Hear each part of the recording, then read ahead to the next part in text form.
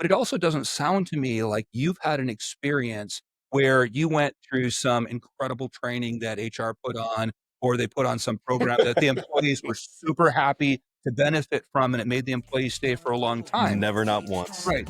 Leveling up, gotta endure. Talking about being an entrepreneur. Zach Brown here to break it down like this. Gonna talk about the come up in the big jump with his guests and the lessons they learned. Pressure gonna bust pipes. Everything that you've been. All right, Matt Rieck from InZone. Am I saying that right? Okay. I was talking to my partner Josh this morning, and a business partner, not life partner. And either one is okay. Yeah. But I just wanted to it's 2025. But I was telling him, like, yeah, it's Insurance Zone or InZone. Yeah. I don't know. So yeah, InZone Insurance. It's been around since about 2014. Yeah, I mean, you guys, I'm definitely familiar with it. I just didn't know I never met anybody from there. So cool. Thanks for being on a Strong Like Bull, man. Appreciate it. Yeah, I'm happy to be here and happy to talk some business with you guys today. Cool. Thanks for having me. So really it falls into 3 sections. Okay. One, I want to hear your origin story. Yep. Because I'm just really fascinated. And the goal here is to show whoever's watching this that there are 100 different ways to be entrepreneurial. Mm-hmm. Maybe you don't own your own business, but maybe you're an entrepreneur, or you bet on yourself, Yep. or you made the leap from this company to that company, whatever. Like that's entrepreneurial spirited. Yep. I would say. And there's a million different ways of being that. So I think that, and I'm convinced of this now after doing this, is that there's always something in your past, not to be No, I know where you're going. So this isn't a session or anything. Yeah. But there's something in your past that triggered that mindset or that spirit in you, that spark. Yep. It may have been bad. Yep. It may have been great. You could have had a great mentor or a great parent or whatever that really held your hand along the way. Or you could have been, in Vietnam and in a boat 4 nights and 3 days on your way over here and never had to rely on anybody. Yeah. It's usually a mix of some really bad stuff that happened to you and a couple of good people in your life. Yeah. So that's 1. 2, the jump. Like, okay, what was the first time that you actually were entrepreneurial in your adult life and you made that jump? What possessed you to do that? And then 3rd, I want to dig into your expertise. That's going to be the most exciting part for me because you're in HR, and it's no secret that I'm maybe on the opposite side of that coin of HR. Absolutely. That's what I want. And I want you to teach me something. Give me a peek behind the curtain of HR and maybe what am I missing? Yeah. So start wherever you want. Go. What's your earliest memory? Because I think that whatever your earliest memory is, there's a reason it's your earliest memory. Yeah. So I was born in Watertown, South Dakota, as a town at the time, only about 20,000 people. And I don't know if you know much about South Dakota, but even the biggest city, Sioux Falls, now is like 150K people. It's the biggest city in the whole state. Yeah. Yeah. So that's on the west side of the state. And then Sioux Falls is on the east side of the state over by Iowa. And I grew up mostly in Sioux Falls, and I had a really pretty nice upbringing. Like I didn't have, bad parents or anything like that. The problems were with me when I grew up. Like my mom always worked at the bank. She managed the tellers. My dad was an accountant. He managed the accountants at his firm. And they were people. I grew up, lower middle class. I had a good childhood. I was very ADD as a kid. And so that feeling of always being kind of like different, or your brain working so fast, always makes you kind of question everything. I'm still like that today. So when you were a kid, did they call it ADD? What'd they call it? Yeah, I was diagnosed when I was like 8. Oh, okay. I think it was ADHD at the time. And so I never liked school because school was like rules, and it was format, and it was structure, and I couldn't stand it. And I was, a C student all the way through high school. But I always had a lot of mental energy. And like I got to college, I got straight A's. That was no problem.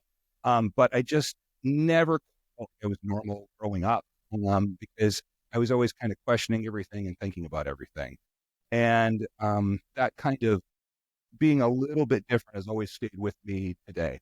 And there's things that I'm really good at because of it. I'm really good with people, and I'm good with training and development, all that type of stuff. There's stuff I'm still terrible at, like anything to do with spreadsheets, numbers, any kind of detail. Like a monkey is better at it than me. So that's like when I do a new company in HR, it's always the first person I hire. It's like an analytical, good at all that stuff because I know I'm weak.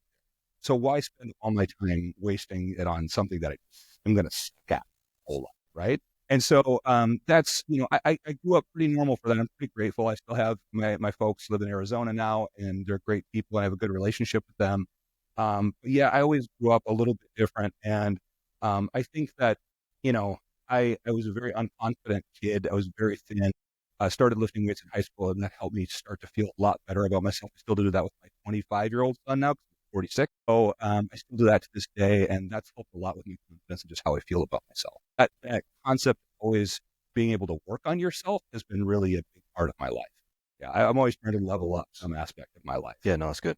Yeah. And usually I dork something up that I have to go and level up and fix. So, I'm a big fan of failure and making mistakes along the way and just like falling on your face and then being like, I've never really seen anybody's really successful unless they just happen to be from a very powerful family that didn't get somewhere by just making a ton of mistakes, just trying stuff. They figured out what worked. Either win or you learn. Yeah. And are you from here in California? Where Indiana. You're from Indiana. Yep. Yeah. And so when did you come out here? 15. I Googled what was the most expensive thing that I could sell. Yeah. So I was selling lawnmowers. Yeah. I was making like $700, per purchase order, stuff like that. And I'm like, well, I want to sell something that's worth $1 million. Yeah. So I Googled what's the most expensive thing I could sell, and it was insurance. And then I Googled where is insurance most expensive, and it was California.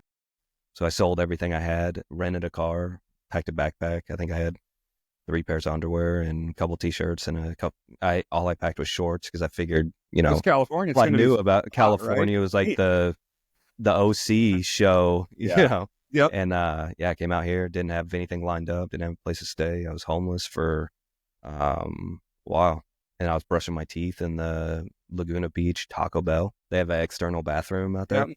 And I would have to go in and buy a Coke for $1.29 or a taco for 79 cents. Then How you still remember those amounts? oh yeah, and then I would have to, then I could get the key to the external bathroom, and that's where I would brush my teeth every morning. I was sleeping on the beach, and I fought my way into the insurance industry. So yeah, that was I love this. I love the industry I'm in because I fought my way in. I didn't stumble in it. What kind of insurance did you start in?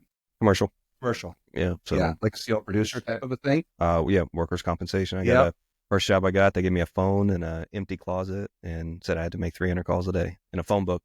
You know what's good luck. The funniest thing about insurance is that it's such a good job. Like as far as everything that you want from a job, like it's super steady. There's always people always need insurance. That's legally required for most things.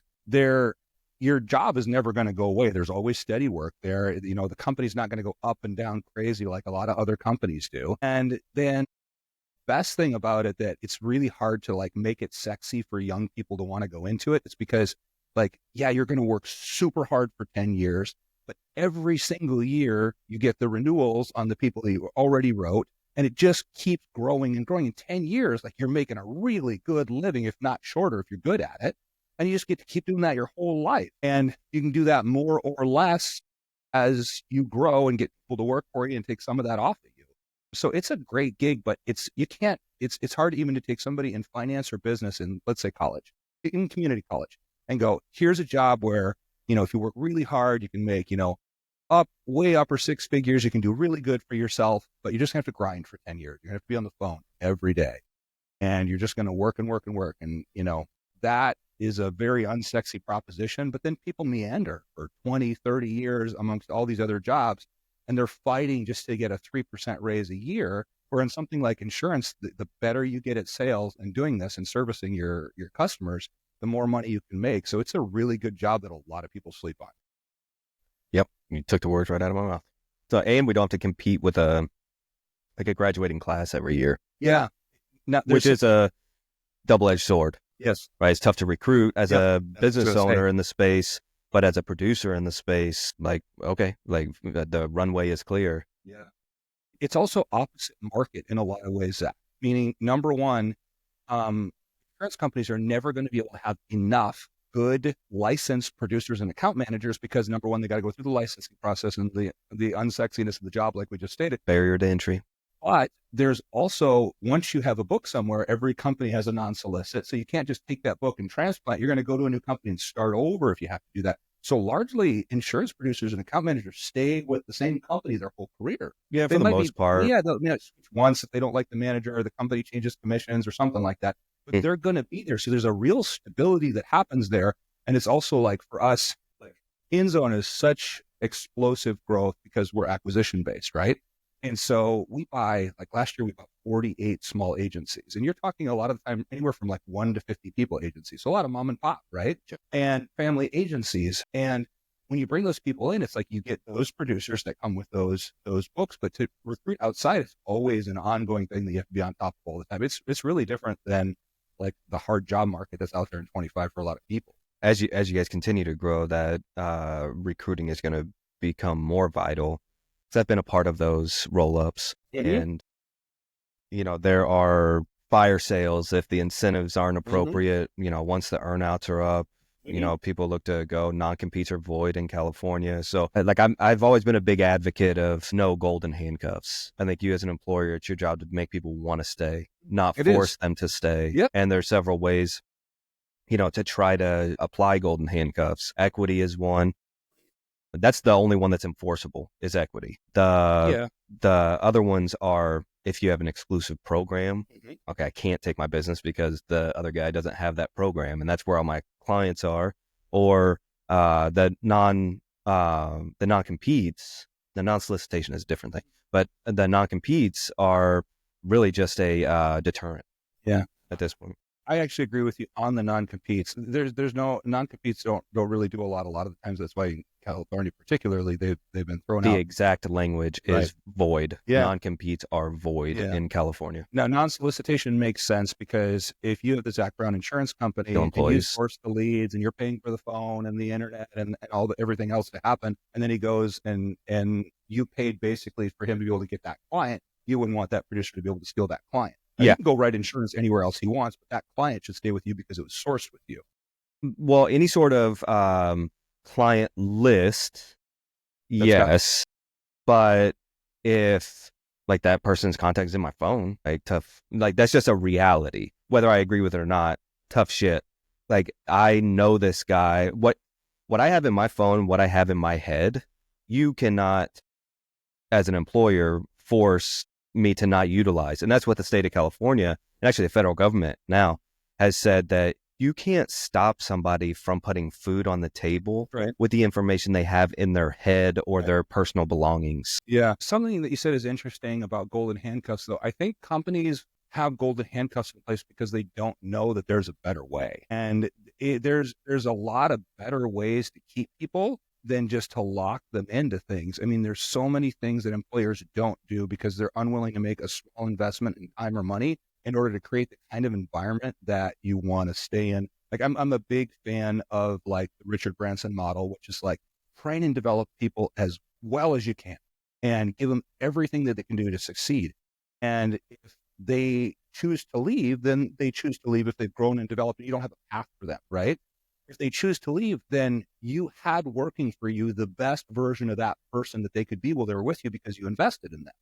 And that's what makes the most sense to me. And also, I think what goes along with that too, Zach, is like, because I've been in HR for like 25 years. I've had some kind of a job, whether it's insurance or other companies, or, when I was with the government through many years. And sounds horrible. I'll tell you why it's not. I'm willing to. The funny thing is that like, if you put all your emphasis on the experience people have when you hire them, a lot of people have bad experience, Zach. Like it's not the experience you want, it's like bad learned habits. And sometimes it's the skills, the ability or the demonstrated ability to be able to do something.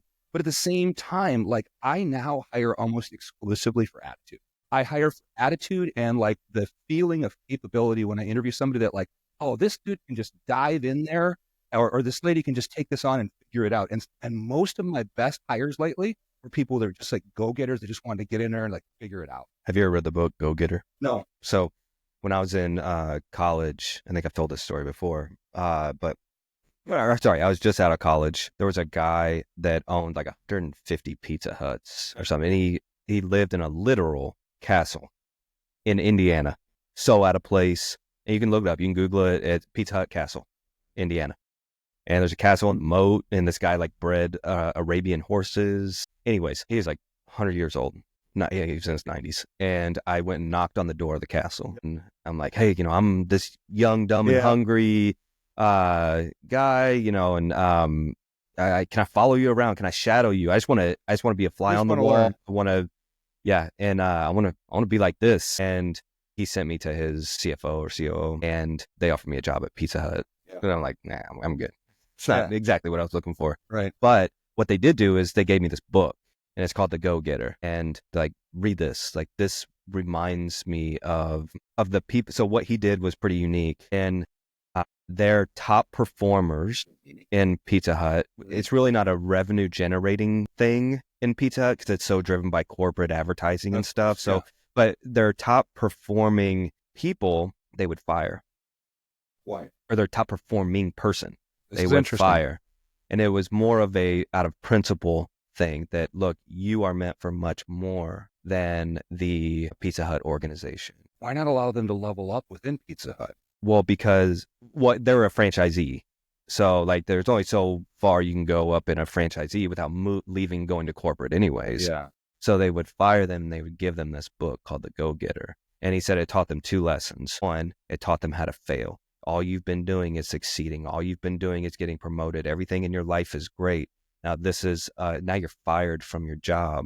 And here's a book called The Go-Getter. Very, very thin, maybe 40 pages, 30 pages. Highly recommend it. Maybe I'll send you a copy. And anyways, long story short, it's about this guy that has 1 arm, 1 leg, and like he, runs all around town looking for this blue vase because that's what a potential employer told him to do. Yeah.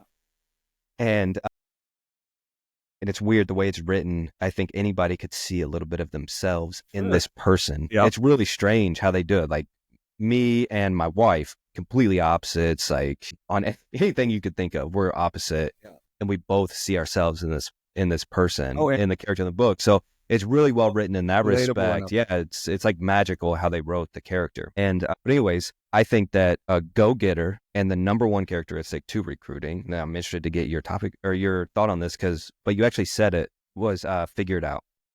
It is the number one ingredient for a good employee for any sort of entrepreneurial venture or position. A figure it out.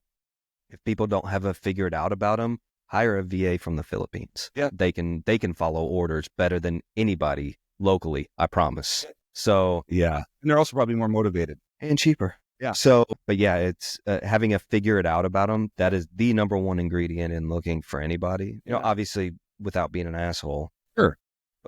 And it's also a matter of if you have somebody that has the ability to connect with other human beings. If you can connect with somebody, you can get anything done. If there's no connection, it's hard to get anything done on the opposite spectrum. So I'm always looking for people that are at least personable enough that they connect with other people to be able to get their message across. Because you can do great work. There's a million people out there that are analyticals that do incredible work. But unless they also have the ability to communicate a story, it doesn't work for them a lot of the time. And so, like, I'll give you an example. Like the hardest person for me to manage or to manage above me is always an analytical. That's the first person I have to hire. When I came into InZone, they have an incredible HR director. She does an amazing job. And I went to actually have a meeting with her to see if I wanted to take the role. And I said, hey, I want to show you something. And I kind of wrote out how we would be different and what our roles would be. And I said, I'm really going to annoy you. I'm going to move very fast. I'm going to make decisions. I'm not going to always have all the information. I'm just going to go. I'm going to push. We're just going to get stuff done. And you are going to be over here trying to make sure all the details are done. Everything is right. The process moves the right way. Everything is written down. And I'm going to annoy the hell out of you. And you're going to annoy the hell out of me. But I can't do my job without it. And I've learned that after now, this will be the 3rd person that's like this that I've had an analytical work. And it works terrific in pairing. But I'm very upfront with that now. I've learned over the years to be cognizant of my weaknesses and to explain them to other people. And that's the weird thing is like you can go through anything hard together if you can communicate it and help somebody understand why you're doing it. It's a big jump for most people never get the why part and then things fall. So what was your, let's get back to your origin story. So what was your first job, real job? Yeah. So, or actually as a kid, what was your first job? South Dakota. Do you know what corn detasseling is? Well, you're from Indiana. You probably do. A lot of people out here might not, but when corn grows in the fields, unless you take off the tassel, which is on the top, the corn will only grow about halfway to 3/4 of the way up. So what they do is they hire a bunch of kids. I don't know if they can still do it with labor Which is laws like now. the heavy stuff Yeah, at the hairy the stuff top that's on of the the corn. top. But there's almost like a husk that's on the top that you have to take off when it's growing, not the little like yellow stuff that's on there now. And so I don't even know if they could do this with kids anymore. But when I was a kid, from like 8 years old, they take a whole bus full of kids for, the summer, and you drive out there and you just walk up and down the fields and take the tassels off the corn. And I did that in college too. yeah. And so, but by the way, like, looking back on it now, it was a good thing to toughen you up, but I don't even know if they'd let you do it anymore, because you'd go in and the irrigators would be going down. They'd be shooting water, everybody, you're caked with mud and everything else. And probably now you can't do it under 14 or 15 years old like you could back then. So I think the Zach Brown in you it appreciates that. Yeah. The HR in you is, Wonders if it's still alive. is maybe advocating that they shouldn't allow that anymore. I think it was great. I think they should absolutely allow it. Absolutely. It let me Any make sort of money manual as labor. a kid, and it taught me a lot. It was my first real working experience. And those moments where you get to do things that are kind of above your age, I think shape you a lot. Like, I shot my first deer when I was 13, and I still remember everything about that experience. My uncle and my dad took me and how much it shaped me, and then taking it to the butcher, and then, because my dad had got a deer and my uncle had got a deer, and then they asked me specifically, well, how do you want your deer? And you know what that means? That means that, do they want steaks, roast? Do you want deer sticks? I looked at the guy and said, I want all deer strips. I want all jerky. And so I had, 20 pounds of those rolls that I ate. I was the happiest kid of all time at 13. Now, so whenever you shot the deer, did you field dress it and Yeah, we did it right. clean it? We strung it up. We stripped them. We threw all three of them in the back That's of the good. truck when we were done. That's an experience I think every kid should experience in their teens. Yeah, they should. And Earlier the better. And it teaches you an appreciation for animals too, and a respect for animals because you're eating the meat and all that type of stuff, and what it really comes from in life. And so I had that experience of working on farms when I was young. I worked at McDonald's from like 15 to like 18 while I was in high school, and I ran cross country and lifted weights in high school. And then I had to grow up really quick because I was 18 in my first year of college, and I got my girlfriend pregnant. And so I had a big decision to make, and that's where I started to become an adult really quick. Well, I'm still kind of a kid pretending to be an adult. We all are to an extent. Yeah. But, I was a and kid when I was 18 too. yeah, yep. And so responsibility comes really quick. And I say that exact thing. I grew up really quick. Yeah. I had to grow up really quick. Yeah. And so, and my girlfriend at the time was in college for nursing, and I didn't know what in the world I was going for. I was just going. So I decided to stop going to college and work full time, and put her through school while she did that. And then later she did the same for me. But, it shaped me quite a bit as a young man. It also made me realize to a degree how directionless I was a little bit with work. So I really got a job by accident, and I ended up in insurance by complete accident. There was a company in town already in Sioux Falls, South Dakota, and it was called CCC. And then, so I had applied, I got the interview there, and then I drove, and this time there's no phones back then. And so we'd written it out. We looked it up in the phone book, and we went, and I showed up, and they didn't have a record of me at the place that I went to interview at. And what I figured out, and luckily they didn't catch it as the wrong CCC. I went to CCC Information Services, which is a business that had come to town recently, and they did unbundled stuff for insurance companies. So they did like sub-ros, salvage, total loss negotiations, all that kind of stuff. And I got really lucky that they were doing like a big mass hiring. They'd just come to town because the Midwest is way cheaper than the coast, obviously, for salaries. And also there's good customer service there. The people are pretty down to earth most of the time. And I got really lucky because the role that I got was I was negotiating total loss settlements on the phone with people. So people total their car, and then a value has to be given to that. And you have to be able to get that person to agree to it to cut the check for them.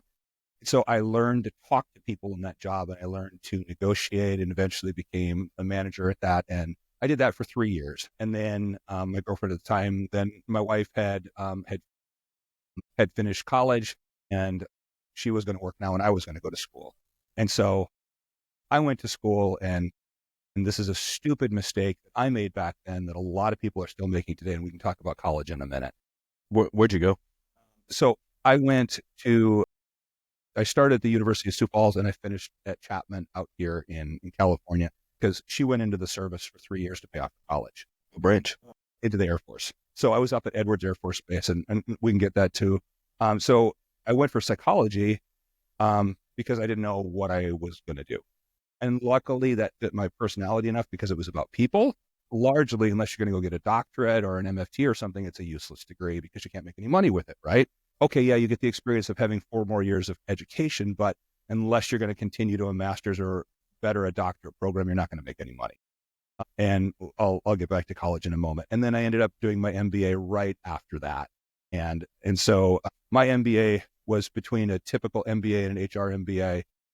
And so I kind of got some of both, but our service was ending. So I did a 2.5-year MBA in about 9 months. And that sounds like, oh, that's great. He really smashed it together. It wasn't. It was pretty brutal. And it had a negative effect that lasted for many years afterwards, that I had done 5 years of school straight very fast. And I never wanted to read another book again for many years after that. It's like, I'm done learning.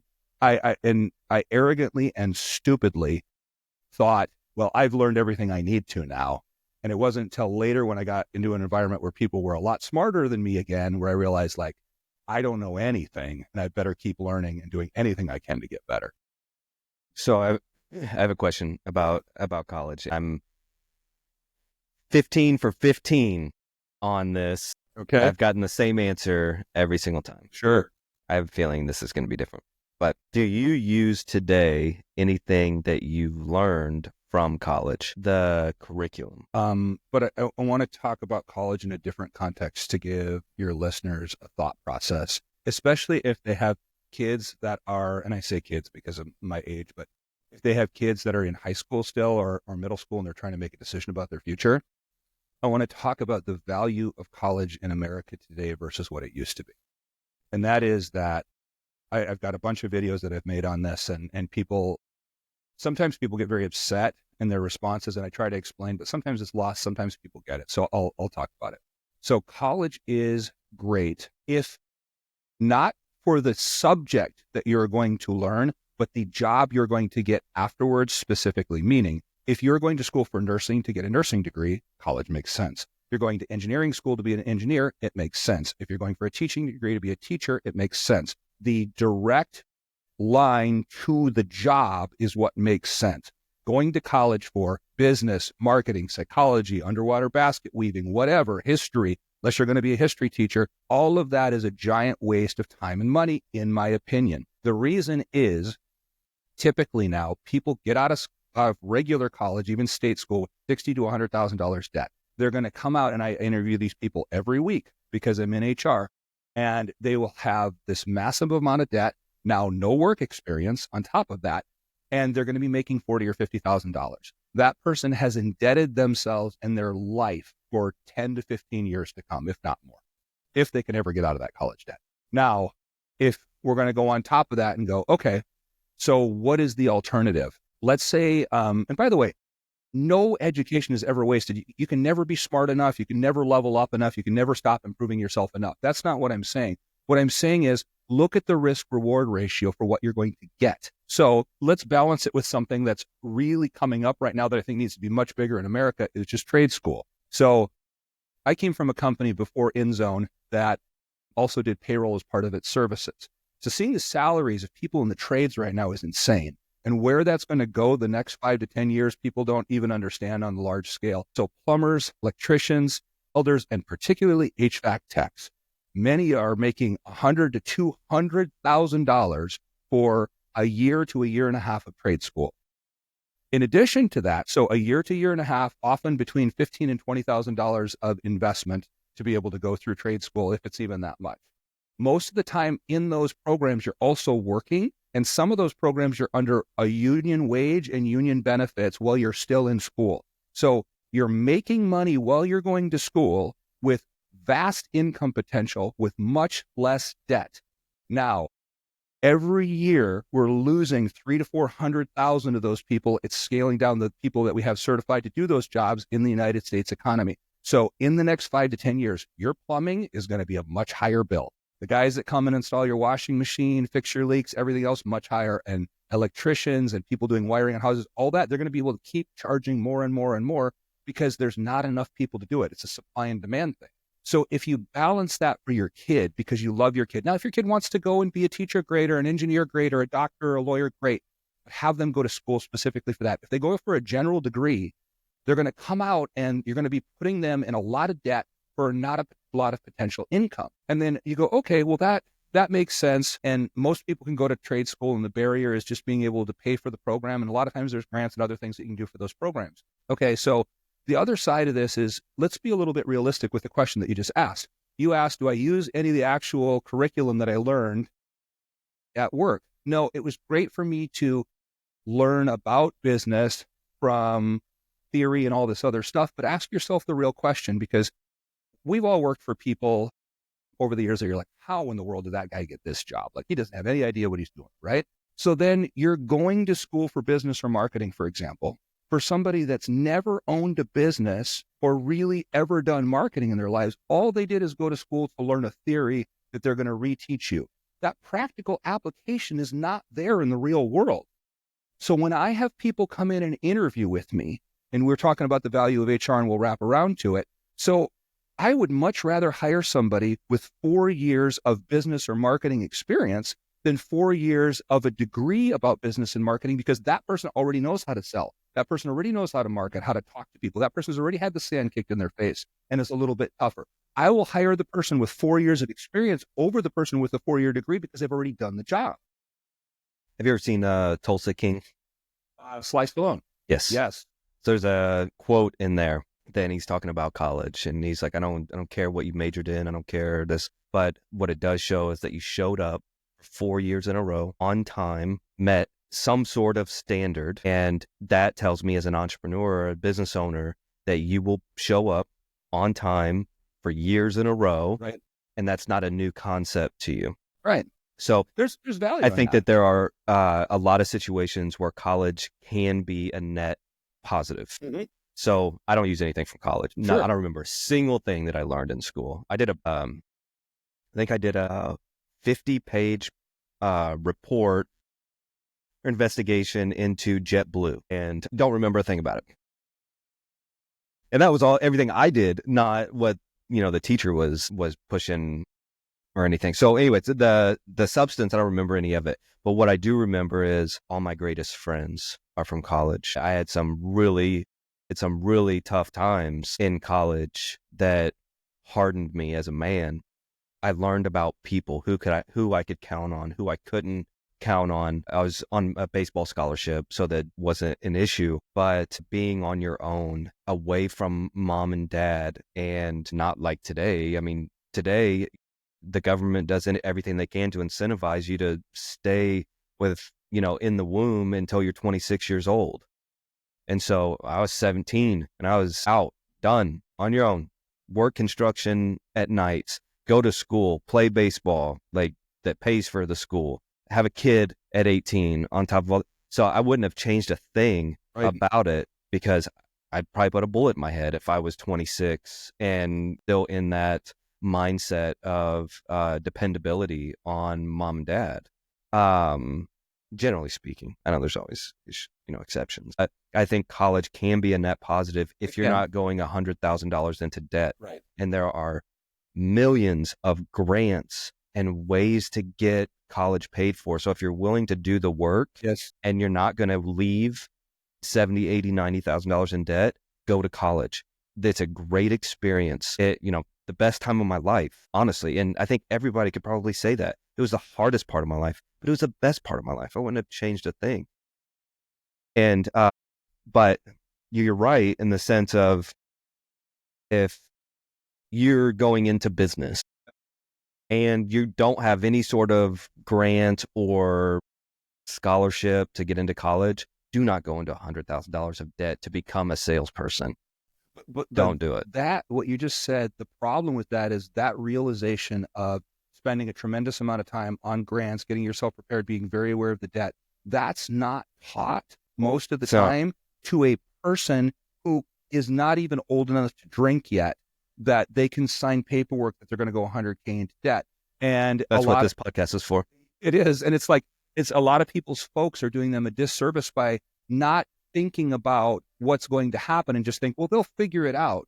But $100,000 at 3.5% Stafford loan, you're not going to get out from under for 15 to 20 years if you get out from under it. Yeah. And if it's, just from a so I'm the analytical guy. I'm the spreadsheet finance kind of guy, and that works with his hands and that kind of combination. And if it's 20 grand or 30 grand or even 40 or 50 grand, it's cheap money that you're borrowing. And I think that the experience that you get could be priceless. Or it depends where you go. If you go to Harvard, if you go to Stanford, if you go to, wherever, MIT, or even, like UC Irvine, there is a network that you also are able to grow. If I leave high school, my network are the potheads and the person that's going to work for his dad's construction company. Right. That's my circle of network who stayed local. If you go to college, your circle is a level up. Now they're all college educated. And then, the friends beyond that are a level up. So, I mean, I know people today that would gladly spend $50,000 if they could say, hey, here's 10 people that you could add to your inner circle that are all successful and that could help you out. And it's what you make of that. Like, those relationships are central and important to you and your success in the future. I just don't like folks pushing their kids blindly into it without them understanding what they're really doing. And then you have a tremendous amount of kids that come out of college with all this debt and no way to pay it off, and they're in a bad position. Yeah, I mean, I think it's a generational thing. It is. Right? I mean, I think I grew up being pushed into college too.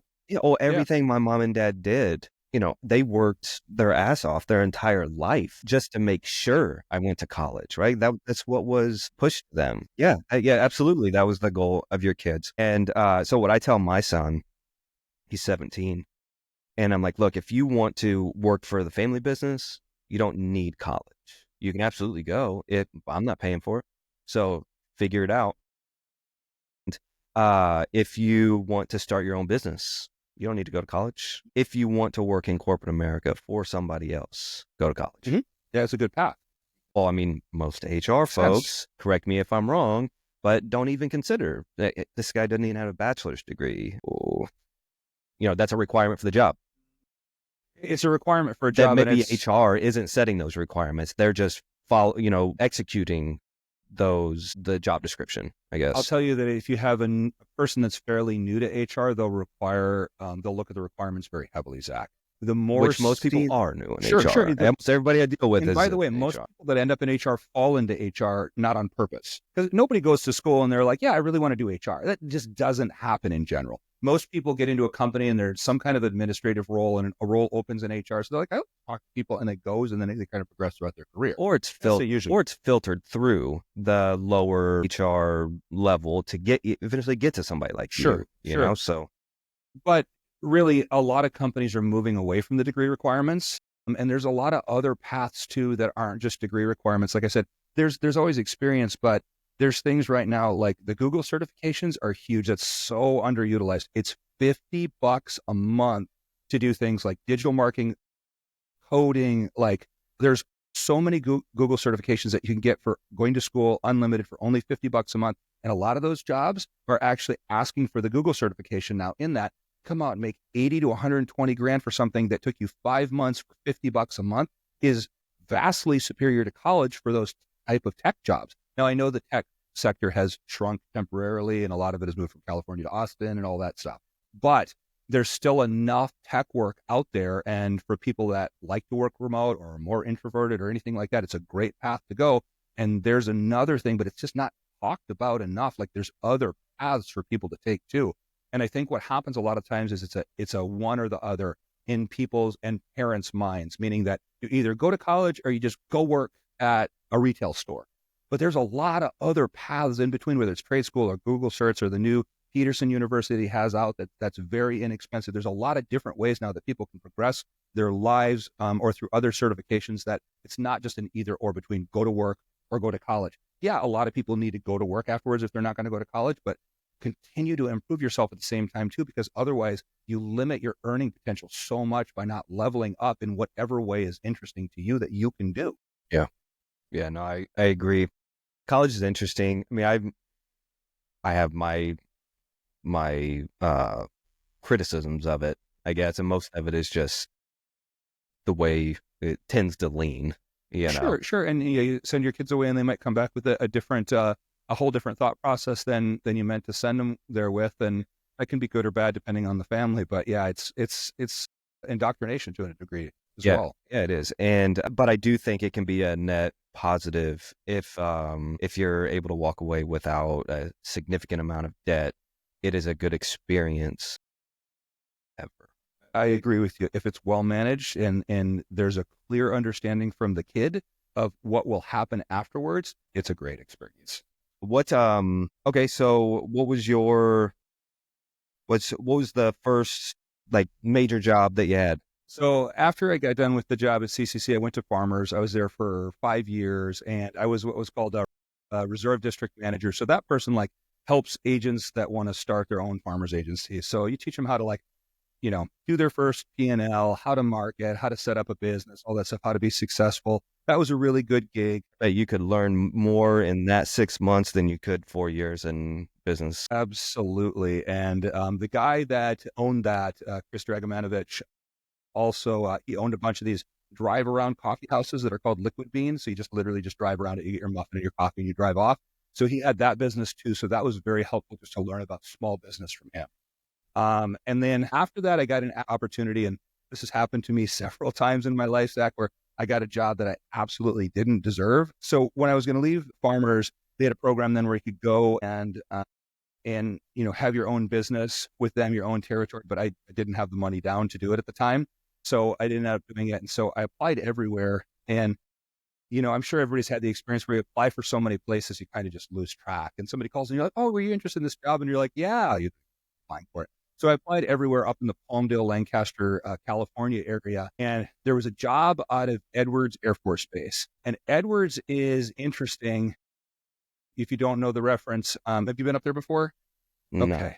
So you remember how the space shuttle used to land at Cape Canaveral in Florida? Well, it can't land there if there's any kind of condensation in the air because the shuttle comes in so hot, right? It can cause all kinds of problems if there's water in the atmosphere right there. In Florida, there's always cloud cover or raining water. So they had Edwards as the backup landing site for the space shuttle there because it's a dry lake bed. There's nothing but Joshua trees up there. Yeah. Oh, I've been up there. Yeah. And so there's just hundreds of miles of it up there. So the job was for Palmdale, California, for a sub-site they had off of Edwards, and it was for a contractor at NASA. So I went up and I interviewed with them, and they described to me the weirdest job that I've ever heard of, where it was basically an administrative type job. It was a leadership type job, but it was going to be over emergency services, right? So it was going to be doing like the administrative portion, leadership portion for emergency services. So their security, police, dealing with safety, fire protection, all that type of stuff.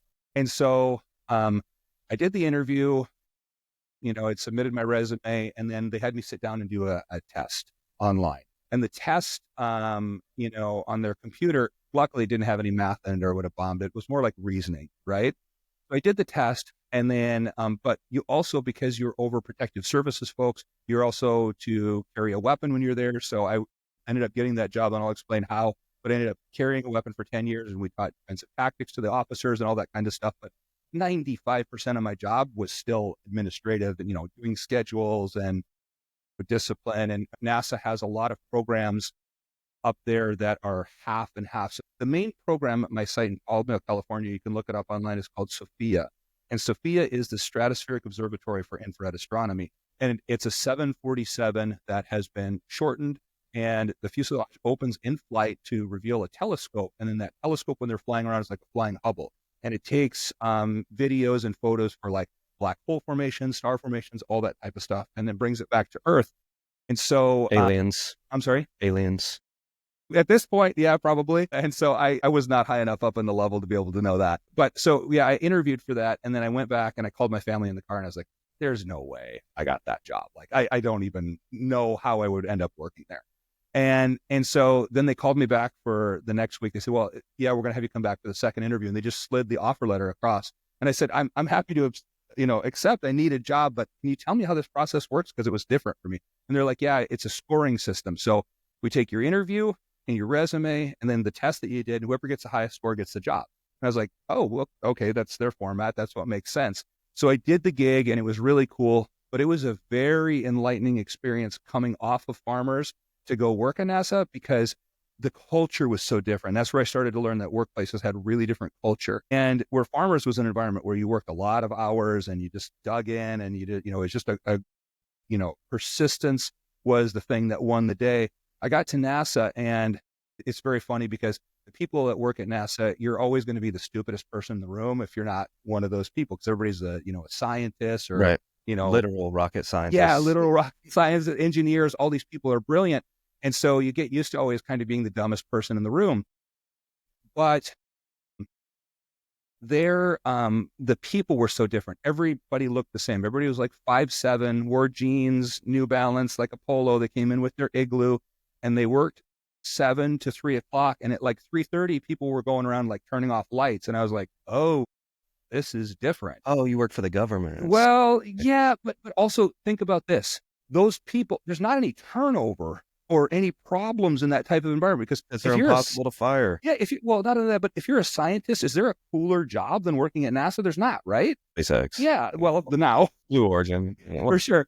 But back then, no. Yes. Keep in mind the time here. This is almost like 20 years. And so, it was a really cool job, but everybody just kind of puts their head down and works through their lunch while they eat their, white bread sandwich. And no, but I mean, everybody was very nice, but a little socially awkward, but it taught me a lot about company cultures. But the most important thing that I learned at NASA is because I was always, if not the dumbest person in the room, at least one of them compared to everybody else, is when I learned how to train people, I learned that I couldn't train those people if I was assigned to do a training for them because they were smarter than me, especially about their subject. I couldn't teach them anything. So I learned to facilitate, which is how I've still been doing all my leadership training and speaking today, which is all I do is, if you think of a PowerPoint deck, all I do is I turn every statement into a question and I just bat it around the room and I just get good discussion out of people that want to hear from each other and learn from each other. And anybody can do that once you learn that skill. And it's been the best skill that I've ever learned to this day. And I still do it for all kinds of executives and leaders at companies is that facilitation school is really the most valuable skill that I have over a lot of years. And so that was a very good gig, but it's also a very undesirable area to live in up there. It's very dry. There's no grass. There's no lakes. And then I actually ended up leaving there because when I decided, because my oldest son was graduating from college or from high school at the time, he's 25 now. And the powerhouse fire went through where I lived. And I don't know if you remember that fire, but that went through like the Santa Clarita Mountains. And so I lived in a place up there called Lake Elizabeth. And Lake Elizabeth, we lived across the street. I don't know if a lot of people know, but Paul Newman's charity is up there. It's called the Painted Turtle. And the Painted Turtle was this charity where they would have kids come with major illnesses, and then they would bring doctors and staff up there for that week for specialists in their illnesses to give those kids like an experience with their family, like a camp experience with their family for a full week. And the Lakers donated a basketball court up there and SeaWorld put the pool in there. And it was really a neat area to live in.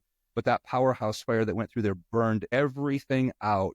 And so that area was kind of a really nice lake area, was just decimated. In fact, I don't know what they're called, but the things that hang out of the helicopters that suck the water out of lakes and they go dump it, they completely drained the lake up there. Everything died. It was very depressing inside of about a month. And we decided it's probably a good time. My oldest son, Ben, like I said, was graduating and we moved down to Orange County. Well, I mean, with NASA on your resume, it probably gave you a little bit of swag, It did, but in a weird way, it also doesn't translate. And what I mean by that is, how like guys coming out of the military sometimes struggle because they're like the job or the people can't understand how the skills translate. It was the same thing. Like, yeah, I was kind of an ops manager there. What I did was mostly HR. And so I came down, I got a job as the VP at a company that was about 2,500 in logistics for a couple of years, 2,500 folks. And then I went on to consulting in HR for small business owners. I did that for about 5 years at a company called BBSI. It was a great company. And the small business owners taught me a lot. I worked with BBSI. Those folks, Most of them, they just put their business together from nothing. And learning that kind of toughness from other people really makes you respect them. And you see how they can just develop something and all of a sudden you got 100 people working for you after a few years when the business is successful. And it's really pretty awesome to see that side of human being. Yeah, it's the world I come from. It's like from scratch, bootstrapping stuff, wearing several hats, and which is probably a good lead into your expertise here, because I think that is where my challenge comes in with HR, is that HR has always been an obstacle. I'm going to ask you what you mean by that. So when you say HR has been an obstacle. No, go ahead. I have a note I wanted to read. No. To you. When you say HR is an obstacle, tell me what you mean first so I can understand. So let me read this and then I will dig in deeper. So this is from the Harvard Business Review. The most vocal critics say that HR focuses too much on administrivia, and lack vision and strategic insight to the business. These feelings aren't new. They've erupted now and in the past because we don't like being told how to behave. And no other group in organizational life, not even finance, bosses us around as systematically as HR can. We get defensive when we're instructed to change how we interact with people, especially those who report to us, because that goes right to the core of who we are, or even why we started the business. What's more, HR makes us perform tasks we dislike, such as documenting problems with employees, etc., and it prevents us from doing what we want, such as hiring someone we just know is a good fit. Its directives affect every person in the organization, right up to the top, every single day. I'll tell you, I don't disagree with any of that. So one of the major reasons, if not the major reason, a lot of people start businesses, one, they come from sales, 90% come from some sort of sales background, and they are not good with authority. And so I'm going to start a business because I don't want somebody else telling me what to do or how to act or blah, blah, blah. And then you introduce HR to your business and they're telling you how to act and what to say and what you can't say, kind of rule stuff. And I mean this with all due respect. It's okay. Bring it. That HR seems to be like the department of tattletales, essentially, right? Like they can only get you in trouble. And it's a department all about feelings, where I've come from a military background, sports background, where it's, dude, like, toughen up, get stuff done, toughen up, get stuff done, drink a cup of concrete, walk it off. HR, the generic view towards my view towards HR is that it's all about feelings and not about getting things done. It's not a revenue generating department. It's maybe indirectly, but you're not bringing in money. Maybe you're keeping money there or preventing it from leaving. But so anyways, and that's my redneck version or thought towards HR issue that I've always had with HR, is that I come from a suck it up, get it done, like facts don't care about feelings type of approach. And I feel like it's combative to that. And that's what I mean. It can be a hurdle or an obstacle in progress. Well, first of all, a lot of what you said is not incorrect. A lot of that is correct. But also you have to ask yourself first, well, the model that you talked about was that you have a person that starts a business that wants to be independent, wants to be their own boss, doesn't like to be told what to do. So then why does that person... Well, let me specify. So that is the startup entrepreneurial model.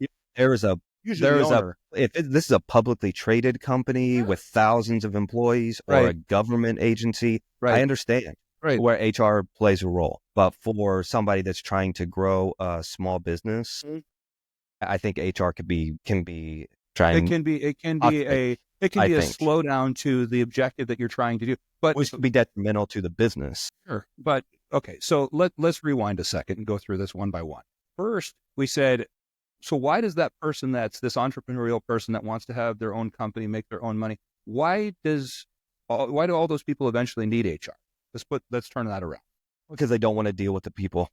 Okay. Because their expertise and the business will make the most money if they concentrate on relationships and selling, right? So when you have people, you have problems. My dad a long time ago said, no job is hard. The people make it hard. And he was right. And so what you come to then is, okay, if you have to have somebody that's going to manage people problems, you're dealing with people's feelings. But I'll tell you that a lot of times what HR ends up being at a company is a catch-all, meaning that people don't know where these administrative duties are going to go and who is going to do them. I'm all for some of the tasks that I don't want to do and you guys can knock out. Sure. Now, but you also said that that's not necessarily human resources substance. You know what I mean? But it's become that because that's what companies call it. Sure. But you also said, okay, well, in the article that you read, you said, well, a lot of times they don't have the vision. Well, if your job in HR, unless you're the CHRO or the VP or whatever the highest level of HR is in an organization, is to deal with all the mundane tasks and people problems, you know, from starting your own businesses, that the person that's the visionary that can set things out and look 5-10 years ahead is not always the person that's sitting there doing the payroll, right? So you have to have those different levels of people at your organization, and you can't expect the same, and I've had to learn this myself as a leader, you can't expect the person that having to do mundane daily tasks to also have a vision that's going to align and understand where you're going through as a business owner. And that's where HR a lot of the time has come in. But where HR is now at some companies is still in that position, and that may have been what you've experienced in the past. But what HR can be and is at good companies is the group of individuals that you have that are there, number one, like you said, to support employees, to be able to make sure that people get paid right, their taxes are right, that they have their benefits, that they're well taken care of, that they're well paid, so you're going to be able to retain your people, all of that. But the other side of HR that people utilize it the best at smart companies is to have HR folks that can train and develop your people to get them to the next level. I'll give an example. InZone, I said, bought 48 small companies last year in the insurance. They're an acquisition-based company. And they're the lead company in the small business sphere to buy those types of businesses. And so when you do that, if you pull people in, you buy 50 businesses plus a year, you're going to have people at all varying levels of experience and varying levels of experience at being able to lead their own people. And you know that, okay, so we grew about 500 people last year. Think of that systemically over the course of a company. We're going to do that every year for the next several years, 500 people a year. So if you do that, you go, man, I have to do everything possible I can to train and develop people as much as I can. I need to invest in that, because otherwise those people, when they all get opportunities to move up, they're not going to have the skills to be able to go to the next level and be effective.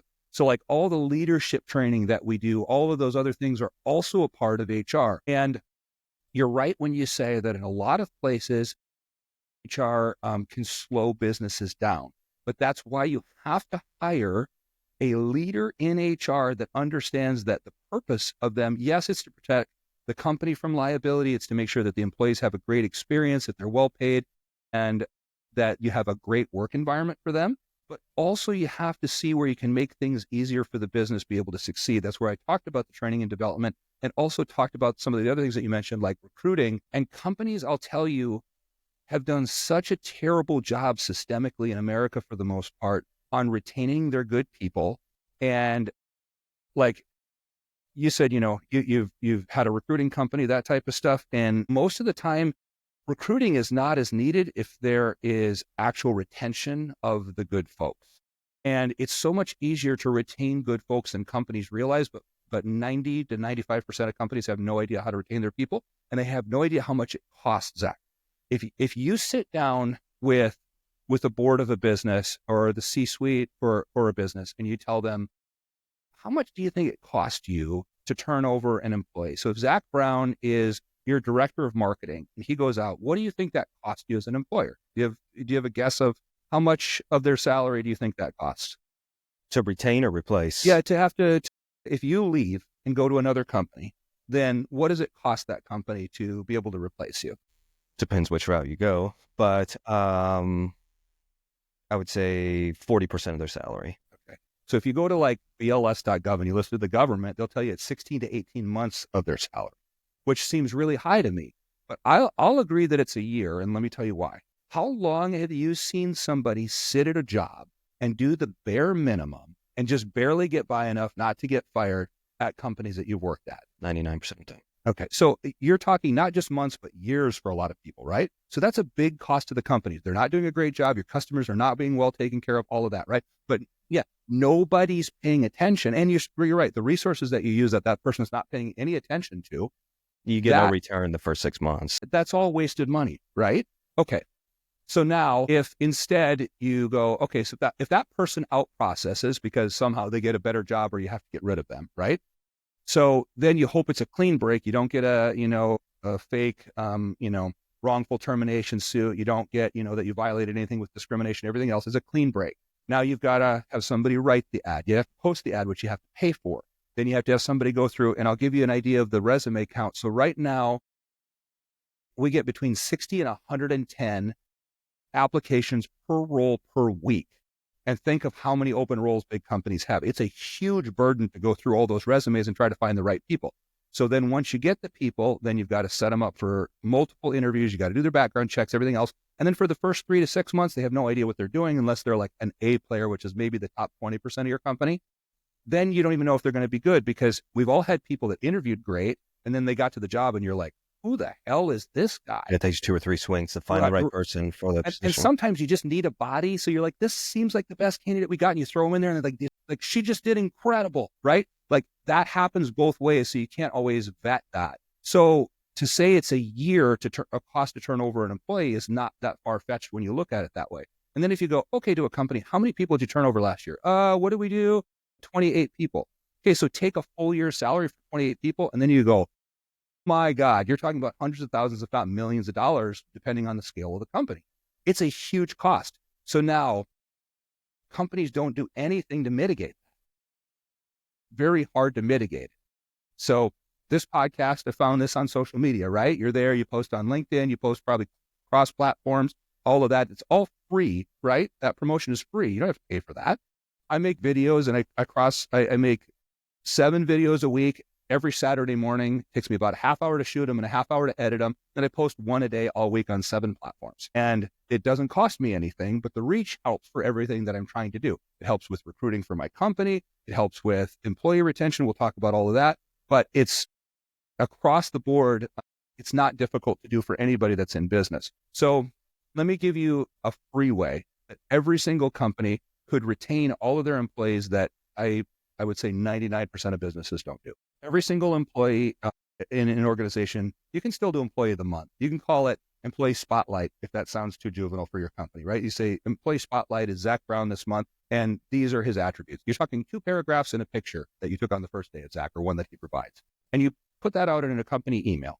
And then you also put it on all your platforms that you have social media for the company. Now, what does that do? Number one, Zach is getting recognition.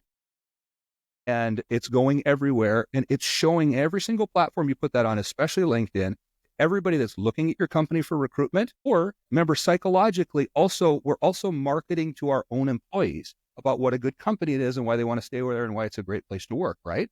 So you get into that and you go, that 2 paragraphs in the photo of him also teaches other people what the company values. So you say, Zach is the employee spotlight for this month because of X. So you're showing people what you value. Now, that's just one thing. That's just employee spotlight. You get 12 of those a year. That's free reach for the company, right? Okay, now start to add to it. You have a sales leader every quarter. You have a service leader every quarter. You have 5, 10, 15-year anniversaries. You have new hires. You have retirements. You see how this starts to stack up. You can do all this. And by the way, you can have your intern or a person, entry-level marketing or HR into your department that likes social media do this in no more than about 10 minutes a day for free. And you can have dozens of posts per year on social media that show how appreciative your company is about its employees.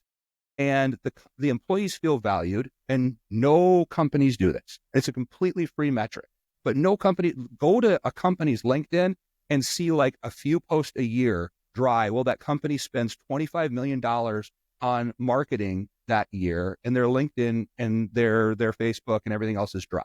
And you're like, for a commercial that only 100,000 people see, or you can put up a clip from one of your podcasts, and if it's entertaining, 200,000 free other than your time. So companies are missing this stuff, Zach. This is where HR and marketing can pair and get this stuff out for free. And employee appreciation is not expensive, but companies don't do it, and then they lose their good people. And there's other stuff that you can put in place too that HR can do what a lot of companies it doesn't do. One is succession planning. You have to give your people that are like you. So if you have a high performer in your company, your top 20% of people, they need to know their path or they're going to leave every 3 to 4 years, right? Statistically. And that's the other thing too, that Less than that, no. now, but that's one that parents don't teach their kids too. And that they might learn from listening to a video or seeing something somewhere. But statistically right now in the United States, it's 3.2% is the average raise per year. Oh, but if you jump, it's 22%. Yeah. It's actually 17.9%. So imagine this. So if you stay at a company for 3 years, which is what a typical A player does, then they're going to have a 9% raise. Where if they jump every 3 years, they're going to double it. So why would they stay unless you have a path for them to make more money, have a little bit of equity or some kind of a bonus structure or a path to their next job, whatever it is? You have to have those in place at companies, and most companies don't do this. My mom's been at AT&T for 30 years, and Yes. she went from 40,000 to, I don't know, 90,000 in 30 years. 30 years. Yeah. Where if she would have went to Verizon after a couple of years and then T-Mobile and then back to AT&T, they'd gladly hire her back. And then back to Verizon and then AT&T, she'd be, well into the 6 figures because of jumps, or she would have got to 90 in 10 years rather than 30. Okay, so then let's walk backwards with that example that you just gave me of your mom. So let's say that instead of the 3% every year, they gave a 5% per year, or they gave her a career path where she knew that if she did this for a few years, there was going to be the next time a supervisor role and all the way up the line, right? Those types of things where you give people opportunities to make more money, or you give them a little bit better than the standard average industry raise, will then retain those people. So let's say you give somebody 5% a year instead of 3. So it's 15%. It's still cheaper for the company to pay your mom 5% a year than 3% a year, because the new person is going to come in at 17.9%. And we just talked about how expensive it is to replace them. And then you've got to train the person and go through the whole cycle again. And you see how companies are wasting money like this. They don't realize it. And I think we complicate everything too much, Zach. So I'll talk about like how HR should use succession planning, and it's really valuable to a company. We talked about the path, right? And we talked about the money. So let's also talk about if that person leaves, what that does. Let's say that you just put a 4-point succession plan in place that looks like this. Number one, you're going to write the person's name that you're working with. So let's say that Zach is a branch manager. Okay. So you say, all right, so you write Zach Brown, branch manager, and Zach's next level up is, let's say, a territory VP at the job you're at, right? So he knows that he wants to move up, and he's trying to convince his boss, like, I can move up. And so his boss says to him, who do you have trained and developed to replace you, Zach? And you go, so now you've given your boss a job to have to do for you. It doesn't work like that. You have to provide the resource to your boss so that you can be successful and move up to the next level. So if a company does a succession plan, this 4-point that I said, with every single person that's in a management role all the way down to a team lead, they'll be much more successful. So the first one, you're just going to write Zach Brown, and he is the branch manager. So then you go, next question is, who on his team could replace him? And you say, well, he could be replaced by Ted. Okay. Or if you look at his team and he can honestly say to you, there's nobody on my team that could do my role with a year or two of development. You know that the next person that you recruit for your team has to be able to step up to that with some training and development. You know, you have a hole there. So, and also it tells your boss, crap, Zach is really valuable to me, because if he leaves, I'm screwed. So that's the second line. Then the third line is you go, how long would it take Ted to be able to take Zach's job? I think in 6 months to a year, he could do it. And then the fourth line is just, what skills would they have to be able to take over for Zach? The fourth line is the most important, because that is now your training plan to be able to get that person ready so that you can move up. But HR in most companies doesn't do this. And I've done tons of succession planning that's much more complicated than that. And I didn't come up with this. I stole it from somebody smarter than me. But the point is it's the most effective because it's the most simple and direct. And that's another function in addition to training and development and the recruiting and retention piece that I just spoke about, that HR should be doing at every company. Yeah, I don't feel like That has not been my experience No, no, with and it hasn't HR. been for most. Okay, so I'll throw one more at you that HR should be, you mentioned enforcement, right? Well, this doesn't need to be enforcement. This is for companies' own good, but most companies don't do this. So one of the problems with companies is that people don't feel like, and I don't like the old axiom that we're like a family. No, no, no, you pay me and I provide a service. Companies are really closer to teams. Like we've seen, if you want to look at just what happened to the Lakers and the Mavs, like the team with the best players wins, right? And we can talk about that when we come to recruitment and remote work in a second too. You'll always care more about the company than the company cares about you. Absolutely. And so then if you go, okay, then the most important thing is the players that you have on your team. Well, What I was going to say. okay, well, that's not been my experience. My experience has been, it's been like HR is there to protect the employees from the executives. That's always been the general, that HR is there more to protect the employees from the executives rather than the executives from the employees. Whether keep a lot of things you said, keeping the culture right. We need to protect the company, not the executives, the company.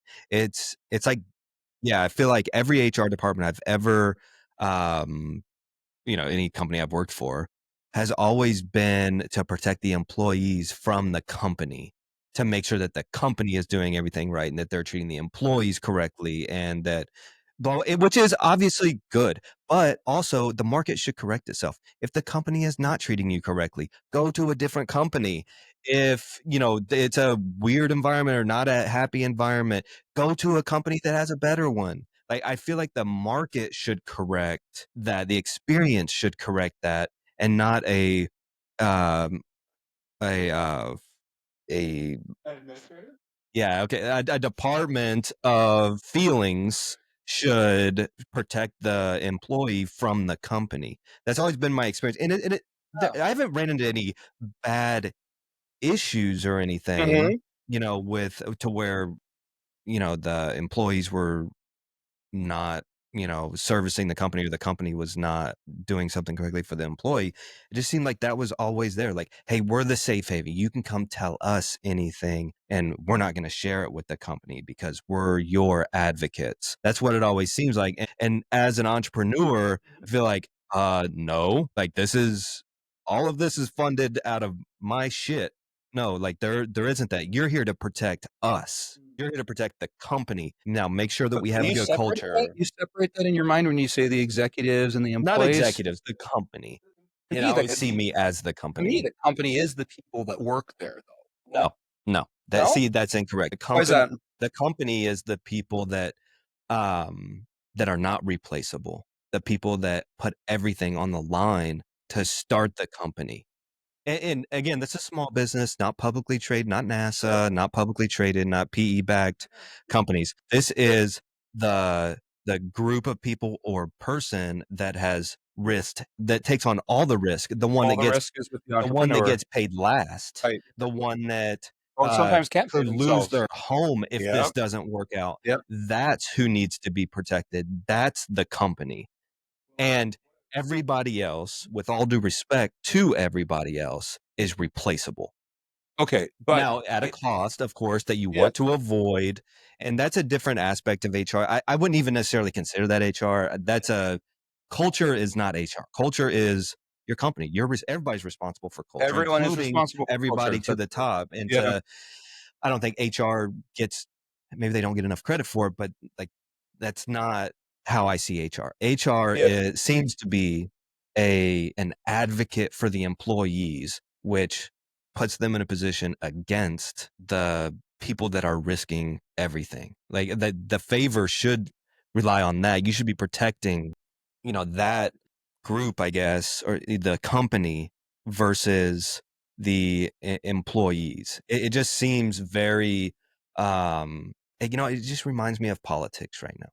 It does. And all my complaints about one side are very, actually, almost exactly the same as my complaints against HR. And so yeah, I don't know. I'm not a very good communicator. Hey, no, But I see your perspective, and I would also hedge on the fact that I don't totally disagree with everything you said, but I'll say, first of all, yes, the entrepreneur, the owner that started the business is central and core to that, but everybody that works for them is essential in some function to make their business work as well. And the other side of that is that if you have somebody that is talented in a certain space, because you're the owner, you're great at making relationships, you're great at sales, or you have a great vision, or you have a deep understanding of the product, that is all absolutely necessary to run the company. But I think that most people would be shocked at the amount of administrative questions that come from their employees that they'll never hear about because Oh HR yeah, absorbs for those. sure, And the amount of time that it would take the owner or the entrepreneur to have to deal with that for stuff would sure. be very gated for them. It wouldn't work. So you have to have those people in place. Well, what kind of people are you going to have in place that are going to be able to deal with people issues all day? You're going to have people that are more empathetic to people. And so that of course is going to go. But it also doesn't sound to me like you've had an experience where you went through some incredible training that HR put on, or they put on some program that the employees were super happy to benefit from, and it made the employees stay for a long time. Never, not once. Right. So you've never worked at a company where you're like, HR really advocated for this great benefits plan, and now all the employees are really happy with the health insurance and everything, so they stay long term? No, but they should. I mean, it sounds like a union. It sounds Benefits? like a union. Well, we offer that's my business. We do Sure. employee But benefits. that's part of compensation, Zach, as well. Yeah, It and we is offer benefits. sure. But that also will mean a lot more to some people than to others. If you're a young person that's just in college, you don't have a family yet, the benefits, the comp is the number one thing. But if you're a parent with 4 kids, like the benefits are as important or more important than just the raw comp. So companies that are going to scale and are going to be able to have more and more employees working for them have to have those things in place, and it's essential. Yeah. So, my issue is not with the tasks, Sure. with the X's and Mhm. O's of HR. Because yeah, of course, I want to treat people right. I'm not here to get one over on anybody or anything else. But also, like, I, I'm not. I do that because I want to do that. Mhm. I'm not obligated to be your protector and everything, but I want to take care of people because if you're loyal to the business, if you work hard, you're adding value. Of course, I want to take care of people and hear the expectations. I think that my issue is, and maybe it's just a natural conflict with kind of what you said, the type of person, generically speaking, that would be in HR is going to be more empathetic and maybe lean one way in social beliefs and everything, political beliefs and everything else. But I think that the mindset of HR, which I feel like you have, which is kind of unique, I guess. I was expecting a soft No, lib I'm here. I'm quite the opposite, yeah.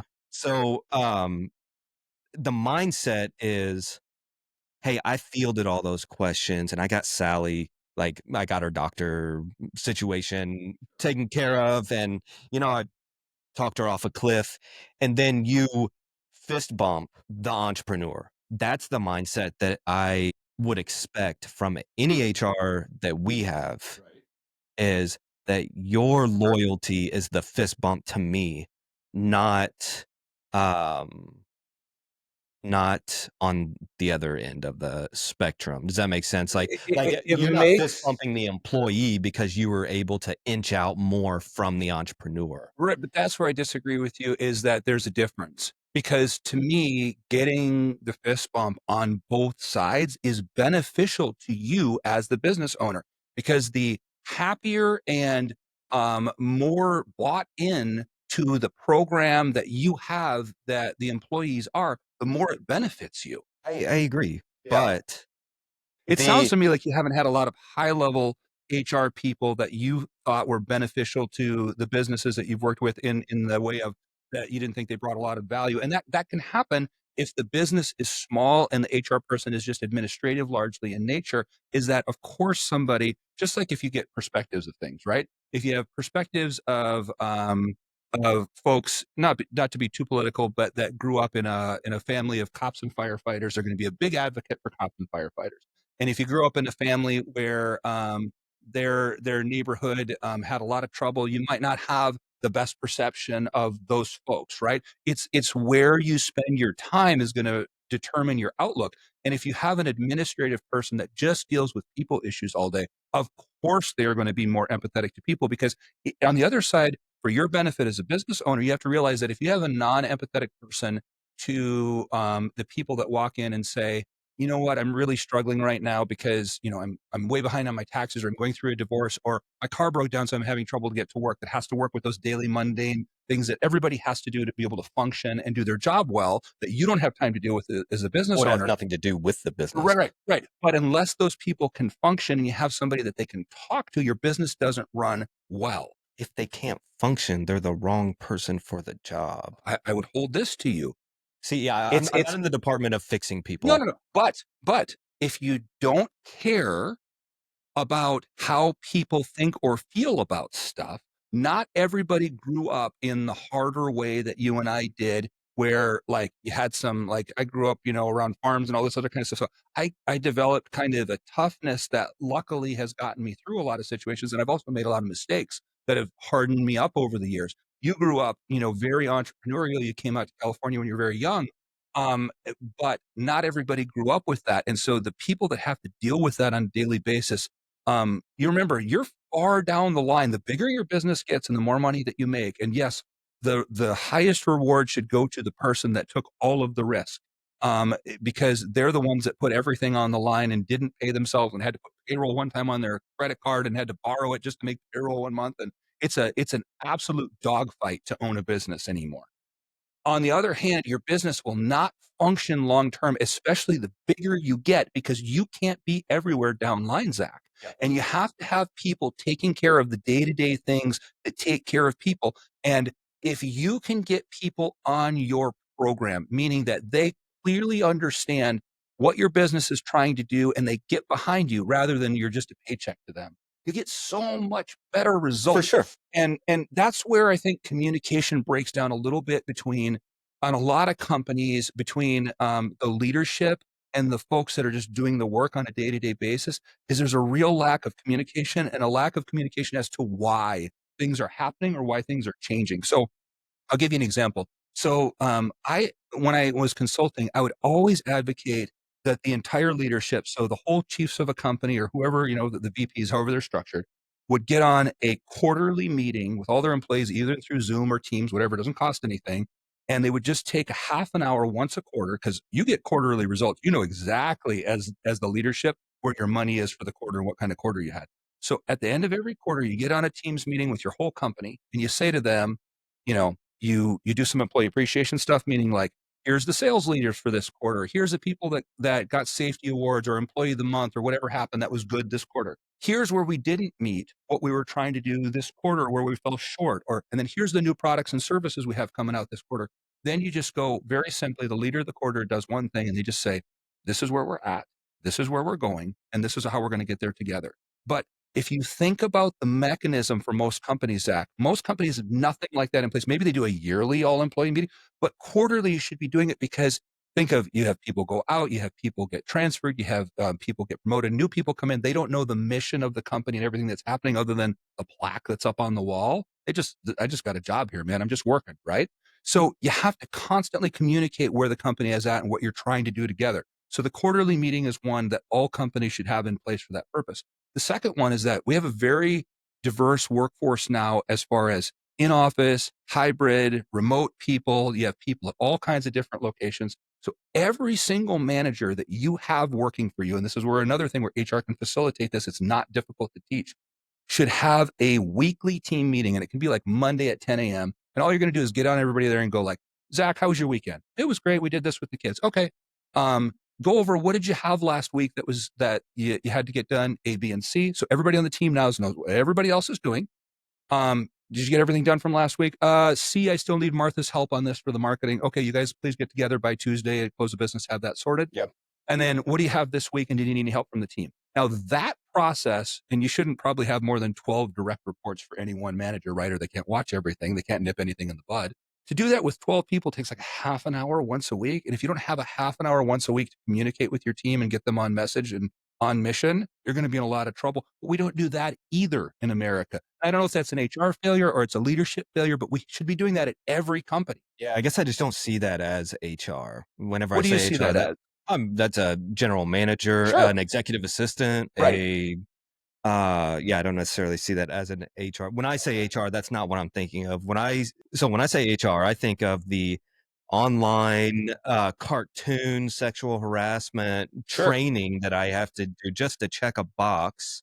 This is not Oh, so HR are box checkers. I'm One, going to challenge you there. We'll come two, back. two, they're a safe haven for employees that I think is toxic to the company. Three is they make sure that you follow the rules, which goes against entrepreneurial type of mentality. The way I got here was bending and breaking rules, not laws, but breaking traditions, bending stuff. I'm But a salesperson. don't I'm go gonna too eat far. what Let you me get I'm each gonna one eat of them what so you you kill. But whenever I say HR, those are the things that you think of? make sure that we are DEI initiatives and yeah. So box checkers, DEI initiatives, make sure you're not breaking rules, and a safe haven for employees. And maybe HR bears the brunt of like, dude, this is retarded that I gotta watch this. Sorry for saying retarded, but this is dumb for me having to watch this cartoon video. It's like sex ed in 5th grade. Like, I'm not getting any benefit from this. Duh. Oh, don't grab Sally by the ass. Oh, no shit. Like, do you really have to say that? Like, I got Yes. shit. I have Yes. To shit answer your question, yes, you I got do. shit to do today. Yeah, but let me start back. So I'll do these one at a time. First of all, your company is not going to go anywhere if you have to deal with lawsuits from your employees doing things that you shouldn't have to do. Anybody that's been in business and had employees long enough knows that lawsuits, even legitimate or illegitimate, that the company has to deal with are unbelievably expensive just to have to pay your own attorney to defend you.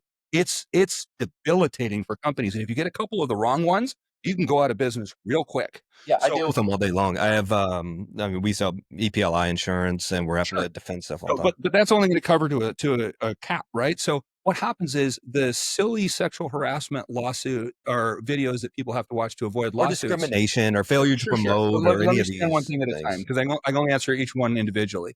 So that part that happens, even though we do that training and they try to make it entertaining and all those silly videos and stuff, we still have a tremendous amount of that going on in America. And you would think that you wouldn't have to have that. And now it's not as always as blatant as what you said. It can also be that you have a company party and that people have too good a time and then you have something happen. That not only if you think of how much the chiefs of your company or the VPs of your company make an hour to have to deal with that, plus the attorneys and everything else that's going to happen, But will do you think that ruin their training is pocketbook. gonna prevent that? I will tell you that anything that you can do to get the message out to people that this is not appropriate is because things that you assume that are natural common sense, people miss all the time. It's the same reason that you have to pay for McAfee or whatever else you have on your computer systems. It's because people will click a link that's clearly not from an email address at the company, and then you have a whole virus, in your company everywhere. It's because things that are obvious people miss all the time because they're busy, they're not paying attention. So that's one. The second thing you mentioned is the box checkers. Well, who put the things that you have to check for the boxes in place? The government, The government maybe are also the probably the state. executives at your company because there's things that they have to go down and check off and take care of that you or somebody that worked for you is or me has deemed necessary for the business to be able to run without problems. Now we also mentioned when we're talking about training and development. Okay, so you said, "Oh, I don't really see that as HR's job." But you got new managers all the time. People come in, they're hired from the outside, right? So unless you have all the managers doing kind of the same things that you have deemed as the leadership to make the business successful, you have people not getting stuff and stuff getting mixed. It's a game of telephone. It's that the further you are away from how the business is handled all the time because you're getting a new contract, you're talking to a new supplier, you're going out and selling, you're making a new deal for your company, a new partnership, and all of the day-to-day work that's happening with all those people, the further that you get away from that as an executive, the more drop off you can have in the game of telephone where things are changed or things are dropped that you needed done that people are like, oh, we kind of do it like this now. But there was a critical part of that Zach needed to make his business work. But through the game of telephone over months, years, quarters, whatever it happens to be, that stuff drops off. That's where not just HR, but payroll and finance and administration all has to be there to do those types of things. And if you're wondering why every single Fortune 500 company has HR, and you can say, yeah, it's just a safe haven. And I understand how, as an entrepreneur and a business owner, you can get the feeling of, oh, they're just dealing with people's gripes and problems all day. But then I would tell you that probably haven't invested in the type of people that can do HR in your company that'll actually make a difference systemically. Like they have the same type of vision as you do. This is where we're trying to lead the company and go. And again, this is where also it's the leader of the company's job to constantly communicate where the company is going together and get everybody moving the same way. Yeah, I feel like HR is like nothing but defense, and I'm an offense person. Yeah. And the HR is just defense, not a necessarily net positive. But the way you explain it, it does sound like that. That hey, this is contributing towards the bottom line, not just protecting you from this or protecting you from that, or making sure our employees are taken care of. Like that's, I don't know, maybe I'm just jaded that I think that the loyalty needs to be with the people taking the risk. For if I were to hire you to run HR for our program, I would absolutely expect, not to sound Trump-like, I would expect that loyalty is with me, the part of the company, because we hired you to handle this for our company, not for you to navigate for employees, our system. Like that's not, no, you're on our team, not their team. And it's not that employees and entrepreneurs are against each other. That's not, but it is two different camps. Like that's just I reality. think it's two wings of the same bird is the way that I see it. You can't function without those people, Zach. You got to have them. You got to have your day-to-day employees doing their jobs to be successful. Okay, but if you chop that wing off, it grows back. It can grow back. It can be replaced. Okay, You chop this wing off, you can't. Let's talk about that. And so that is maybe at a cost. Like I said, it's going to be an expensive one, but whatever. But I don't know. I have an issue with the concept of HR in a small business. Fortune 500 companies, it's absolutely necessary. Beyond like, hey, I don't have time to put out these fires or deal with cats dying or divorces or PTO or that kind of stuff. And so I need you to field that stuff and help them, pay them navigate it, right? All that stuff. Beyond that, HR bothers me. You haven't had those experiences that I talked about Correct. with HR before. And it can also be because if the businesses that you're talking about are small, you probably haven't had to invest in an HR leader that's been able to do that in that space. Correct. It's always been box checking. Yeah. Checking. But you're hiring Compliance. but then ultimately our kind of person also goes back to responsibility, right? And accountability. And if you go back to that and you go, okay, so where is my accountability in this as the leader or the business owner, right? Our accountability comes back to we're picking the person, we're hiring the person, and we're telling them to do mundane tasks. And then we're expecting them to have the vision of I'm going out here and getting new sales and new deals. And that's not their day-to-day reality. So what I would say is that you have to pick people that can understand your vision and where you're trying to go. And that's where I think the under communication comes in. Yeah, and I think I do lack empathy.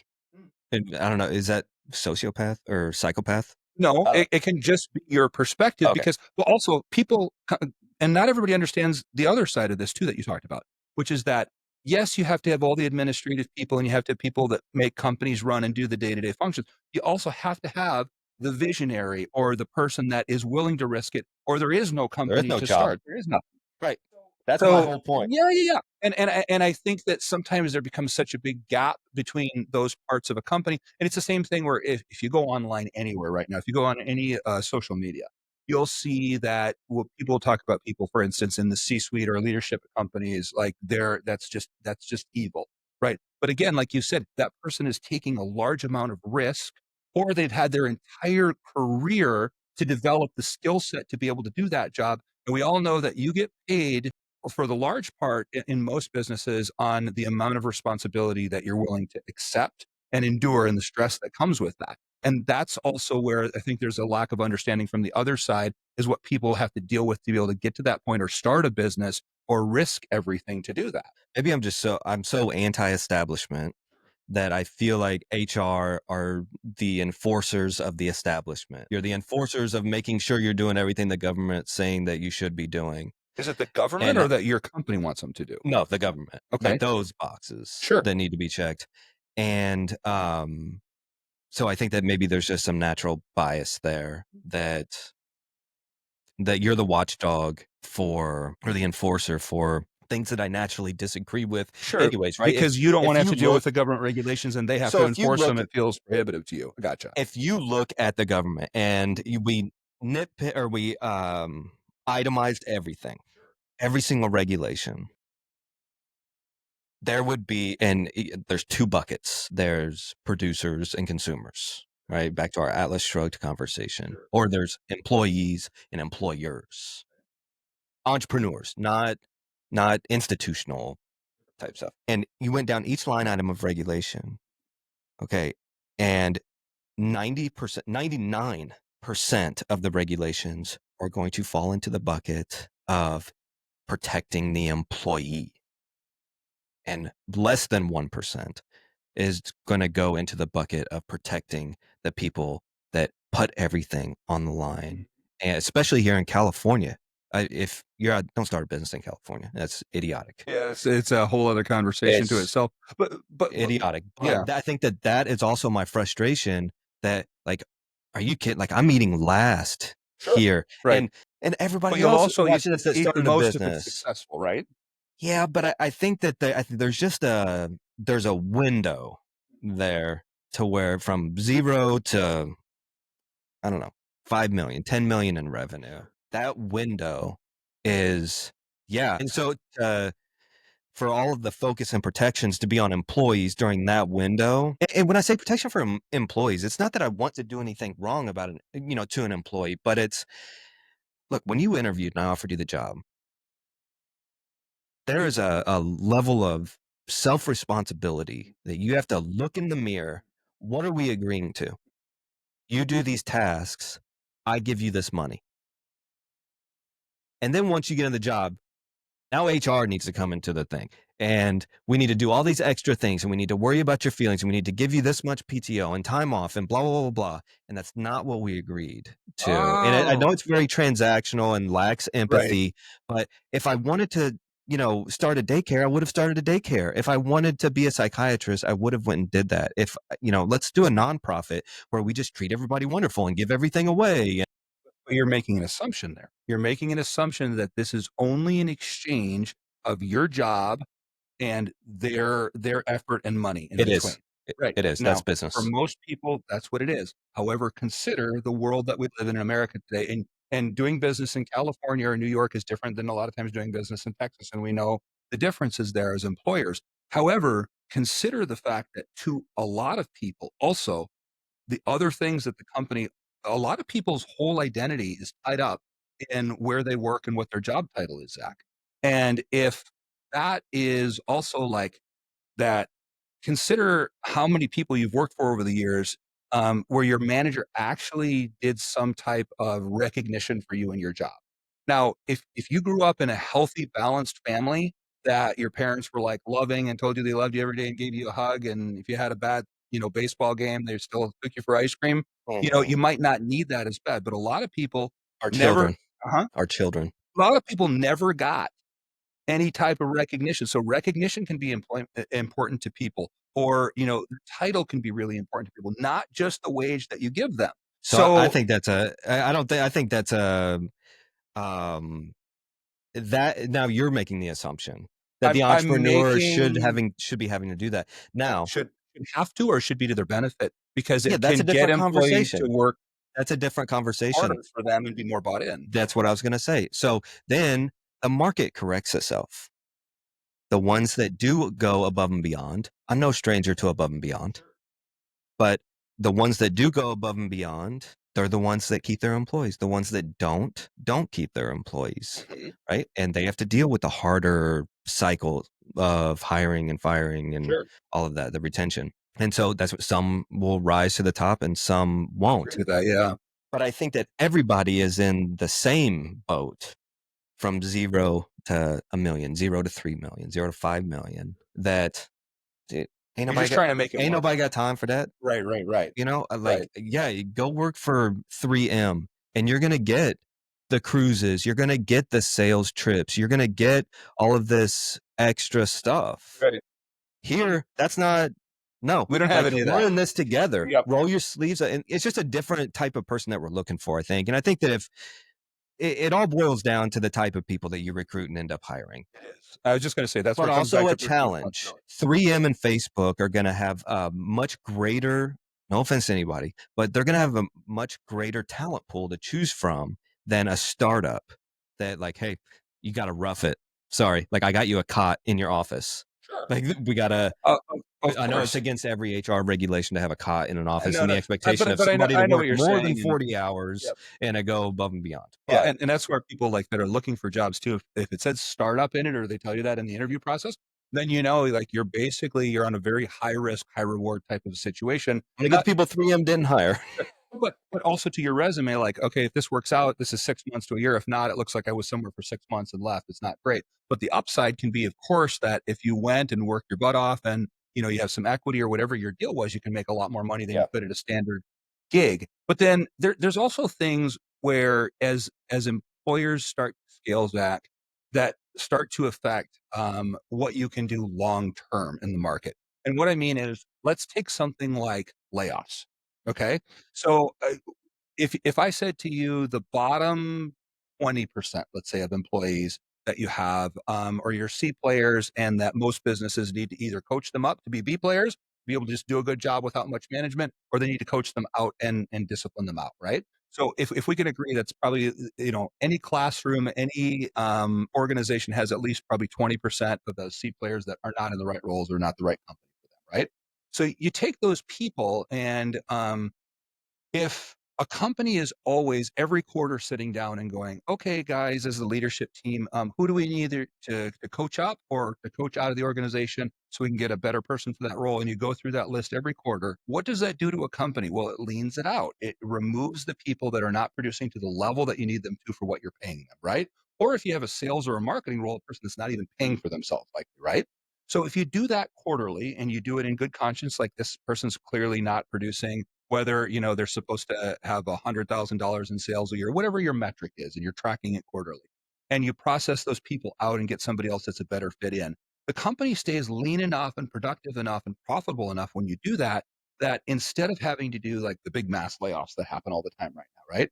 So what is the danger of that for a company that does it? There's a lot of companies that do it all the time. They know that their quarterlies are coming up, they lay off 2,000 people, and then in 6 months they're rehiring a bunch of people all over it, right?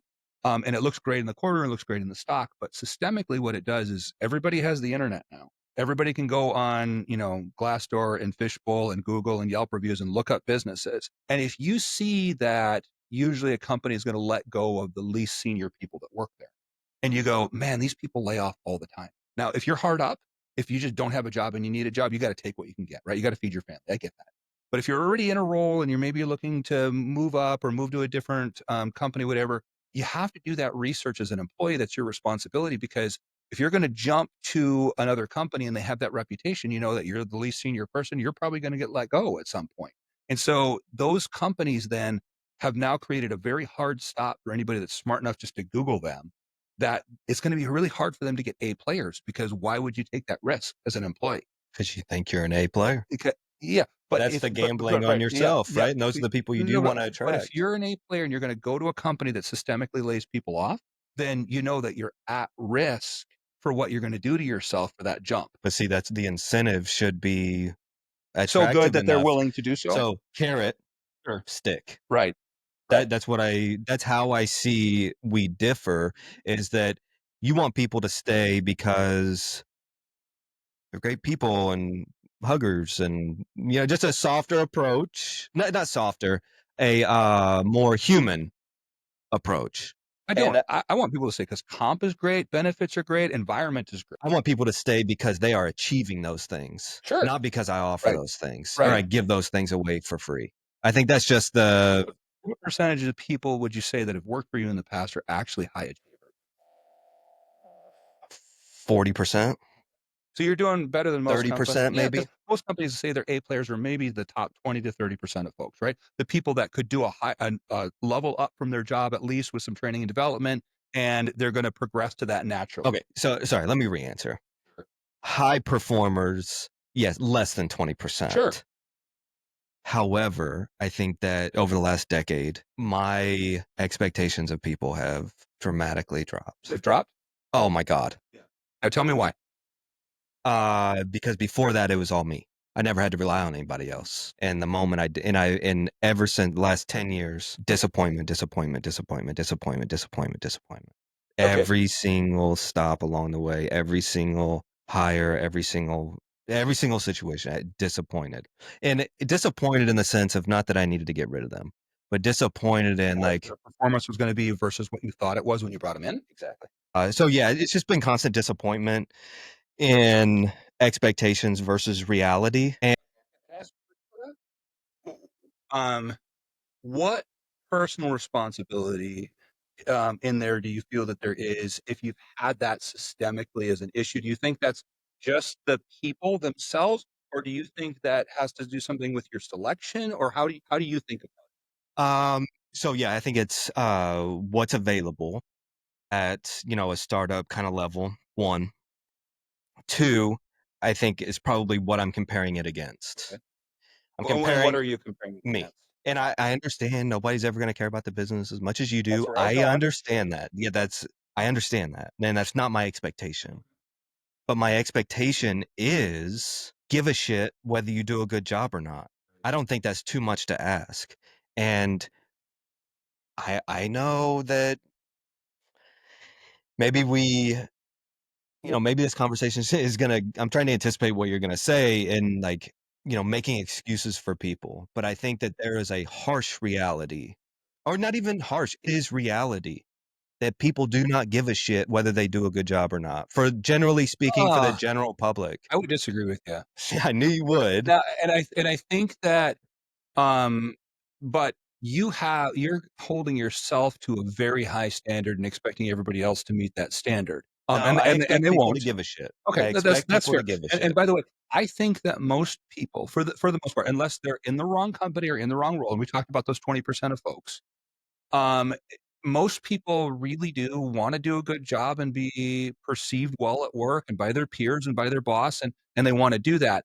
I think that They there's, want that, or they say they want that? I Because think both. everybody wants to be a lion until it's time to do That's right. lion shit, That's right. you know? And so, but that's where I think also it comes down to how it's being communicated out to people, what expectations are. And I think the other thing where we have a drop off, Zach, is I think that, and I've studied HR in other countries. And one of the things that we don't do well in America that we have to do better is and again, this is from people smarter than me. It's the widget maker scenario. You're familiar with that adage? The widget maker scenario says that in America, what we do is whatever business you have, you're building tires, you're selling this, you're doing that.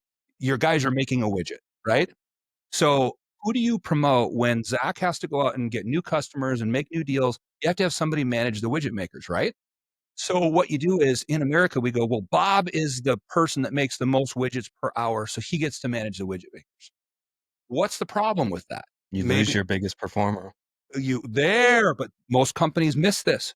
Not only do you lose your biggest performer, but also maybe Bob is just good at making widgets. He's not great at motivating people or keeping them on task or teaching them how to do stuff or managing bad performers or any of that. So instead, we need to concentrate on America number one and selecting the person that's going to be the best leader of people, not just the highest producing person when we pick managers. And second, we do a huge disservice to our own business and to our own people by saying, well, if that person's the manager, they should just know what to do now. It's not that difficult to make a checklist of 10 to 12 things that the person above them goes, I really have to teach Bob these 10 to 12 things over the next 6 months to a year to make sure that he's a successful manager. The stupidest thing that we do in American business is say, Bob's a manager now, he can manage the people, there he goes.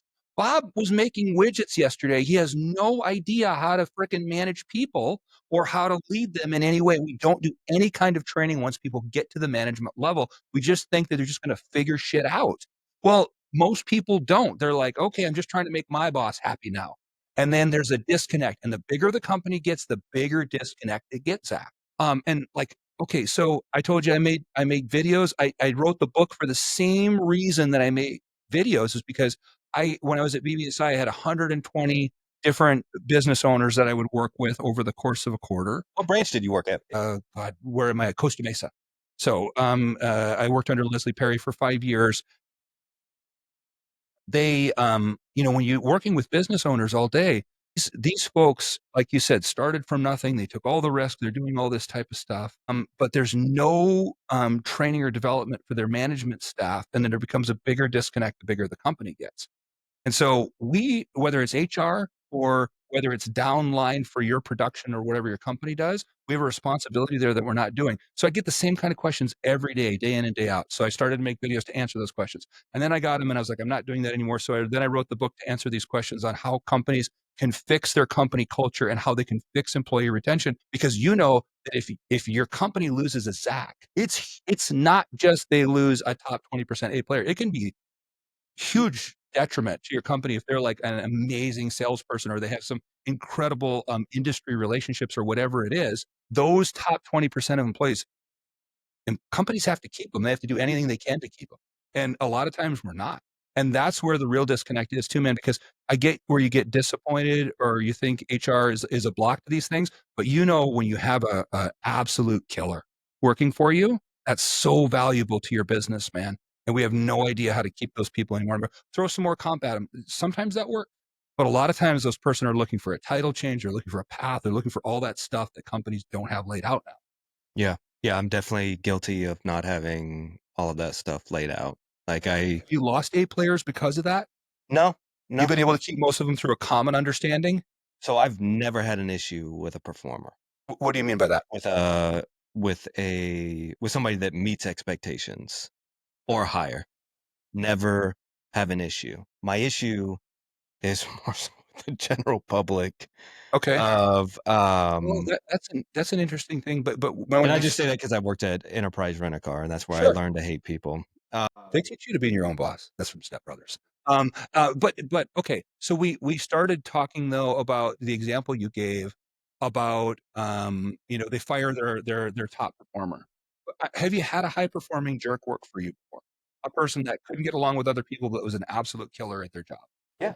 Okay. So what'd you do with that person? Well, I mean, you just isolate them, like put them in a position where they can continue to succeed, and less interaction with people that take offense to things. And if their job is to lead other people, what do you do then? Oh, I don't know. I didn't have that. But you will in the future, right? You can see that. Yeah, I mean, if you have a person that's supposed to lead people and they're an asshole, then probably not the right person for the job. But this is where companies trip up as you go, okay, because the example you gave with Pizza Hut, you go, okay, so if you leave a higher performing jerk in place for a long time, what are you teaching the other people about what you're willing to accept as far as behavior? Not only that, like if you listen to somebody like Alex and Layla Hermosi, right? They'll tell you that if you have somebody that treats other people like shit and you openly fire them, what will happen is that everybody else, you cut that tree off and all of a sudden there's sunlight to everybody else, and everybody else will come up and rise up and do much better a lot of the time because I think that's a pretty picture to imagine. Yeah, it's not always. But the point is that if you have somebody in your organization that's treating other people badly, of course fire them. Yeah, you have to fire them, but most companies don't. Oh yeah, see that?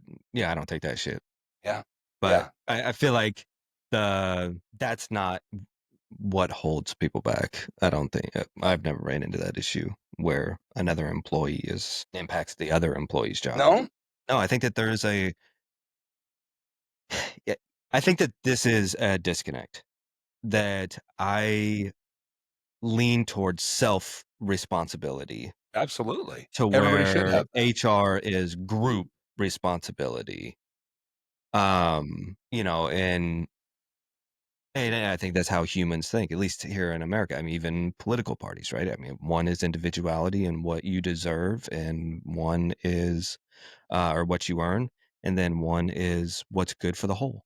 More of a social, I don't want to say socialist, but more of a social type of mindset Right. of the group versus the individual. Yeah, but I mean, here's the challenge that I would throw out to that. I don't belong to either political party. I vote for the candidate that I think is right. And I'll tell you, like, I won't talk about politics, obviously, but what I will say is that, like, there's also a lot of people that will vote for one party or the other depending on what they think of the candidate.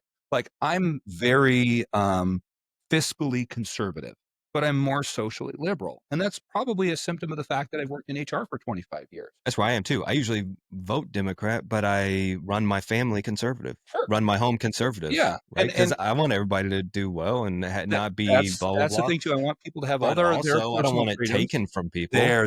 I agree with that. I want people to have their personal freedoms as long as it doesn't affect my personal freedom, but I also want people to be able to keep their own money and make decisions with their own money, which they should. And so I think we agree conceptually on that. I just have always come, and it's a symptom of where I've worked my entire career, that if the employees are happy and bought in, that they'll do a great job for the company largely. And I think that most people outside of HR would be very shocked. Number one, just to the amount of administrative things and the amount of questions that employees have and issues that get brought up that can be solved at that level that don't have to impact you then.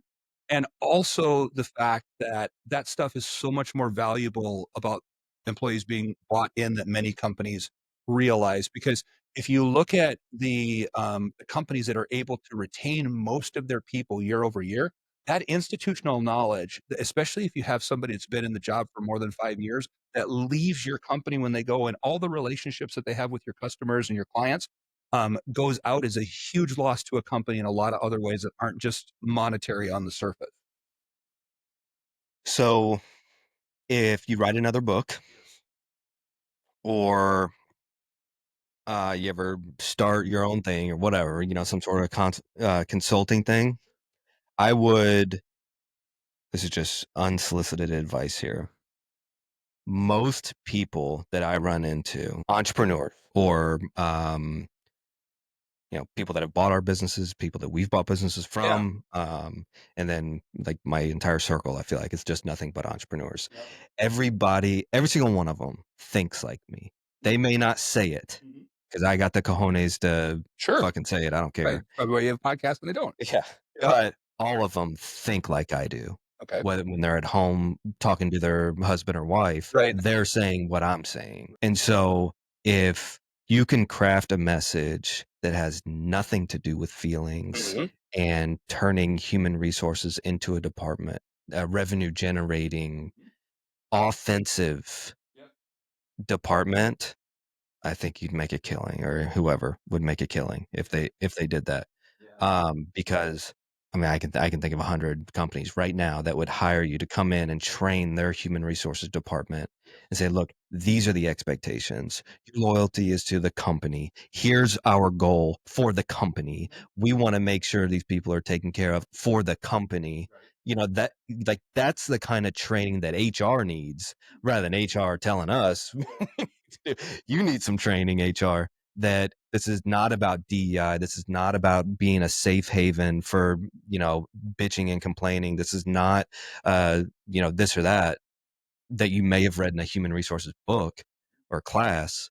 Here's what it needs to be for the company to thrive. That, we need to catch things early. We need to make sure things don't get I out of agree with you hand. catching We things need early and to, nipping them in the bud. but it needs to be an offensive department, that this is, and then even if it's solely to get the buy-in of the entrepreneur Mhm. or, Yeah, the owner. the business owners, Yeah. they would be much more on board to work with HR Mhm. than, trying to avoid it, Yeah. honestly. Because I mean, if I don't deal with HR during the day, that's a great It day. sounds like you've had some rough experiences with HR folks that have not aligned with what you were trying to do, or you felt like they got in the way of what you were trying to do and that they were prohibitive I've and just slowed you always down. tried to avoid them. Sure. Like, well, Yeah. that's a department. Whenever I Now, start my yep. company, Yeah. we're already going to make more money because we're not paying HR.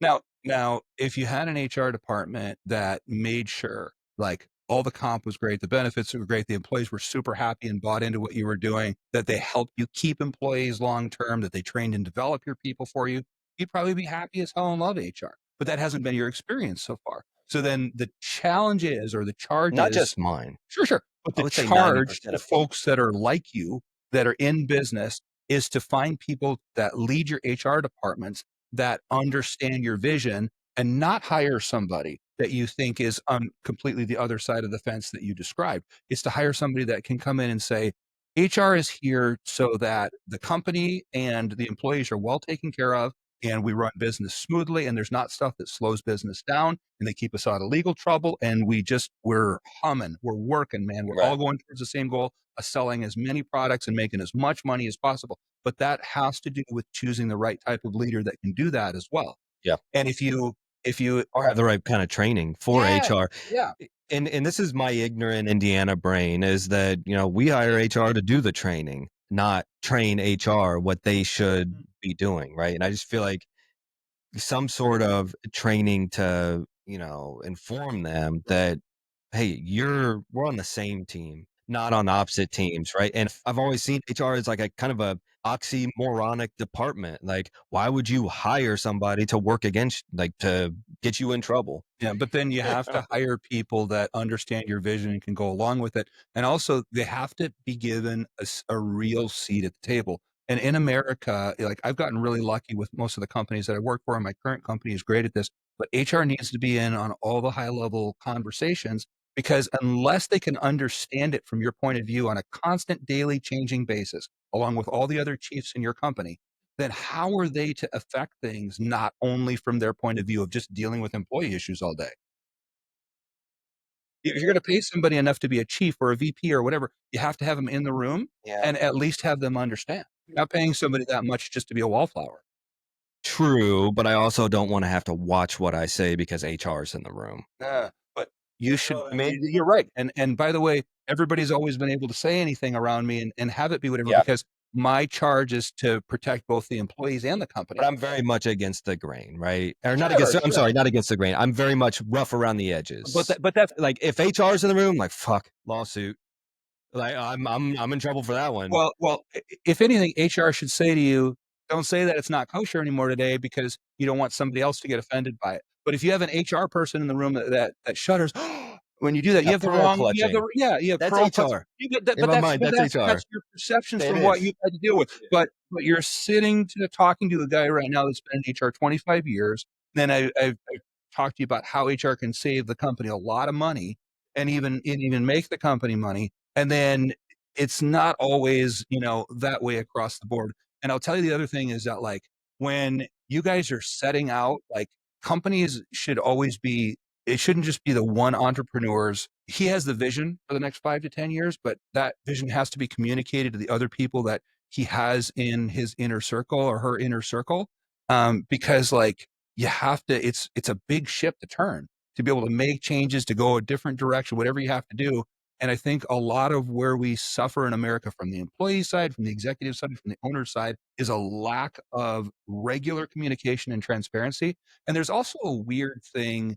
I don't know if it's from reminiscent from 80s and early 90s culture still, where people don't think that, and it's starting to change. And I bet you'll agree with me on this, that there's a real power in accountability and being able to admit mistakes that a lot of people still shy away from and they shouldn't.